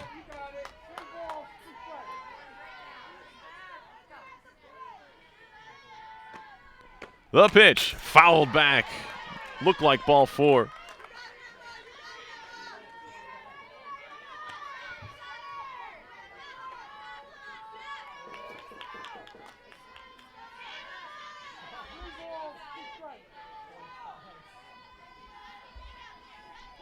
The payoff pitch, swung on and missed, strike 3.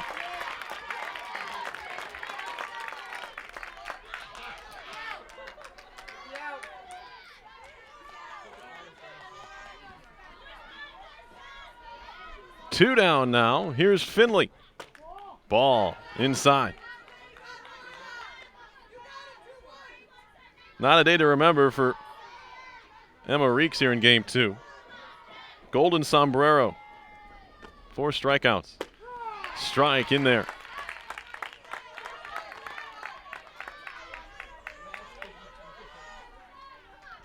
Ball and a strike to the left fielder, Laura Finley. She has a couple hits today. Line drive up the middle. Knocked down by Harity. Throw to first. In time. Got her. What a play by Casey Harity. Keeps the run from scoring. I thought that ball was up the middle. Great defense. Couple of freshmen making outstanding, potentially game-saving plays in this game. Casey Harity, the shortstop, right there.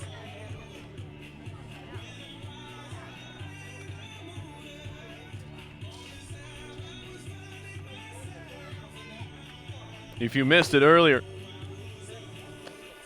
Hannah Sears hit a ball that was labeled for extra bases. But Rebecca Keynes in center made a diving catch. Plenty of highlights here. It's like these kids know they're on RPI TV or something.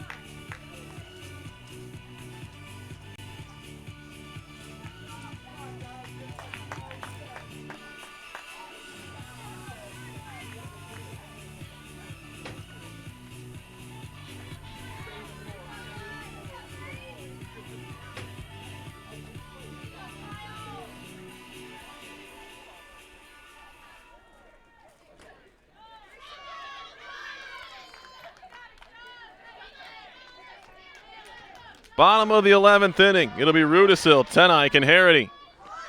Bunted foul.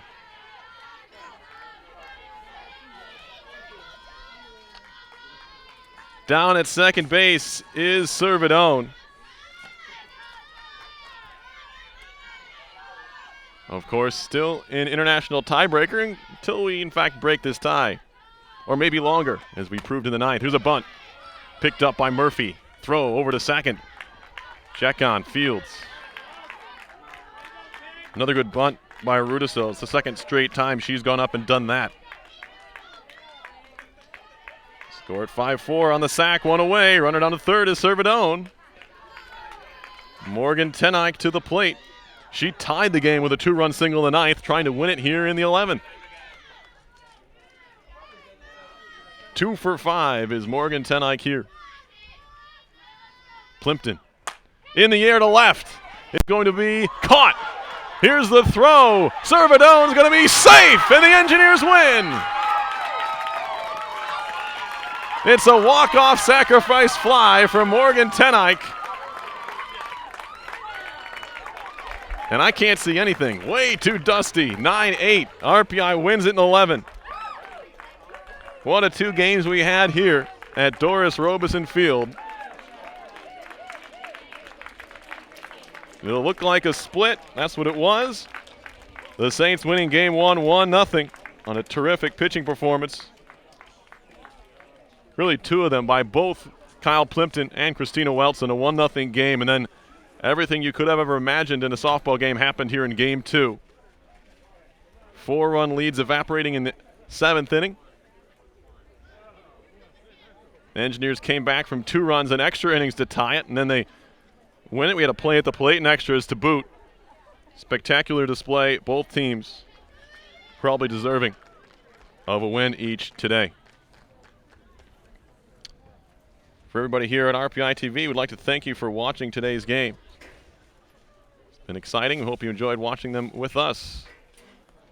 My name is Perry Lascaris. This has been a production of RPI Softball. Your final scores once again. It was St. Lawrence 1, RPI nothing in game 1, and in game 2 in 11 innings it was the Engineers 9 and the Saints 8. This has been a production of RPI Softball on RPI TV.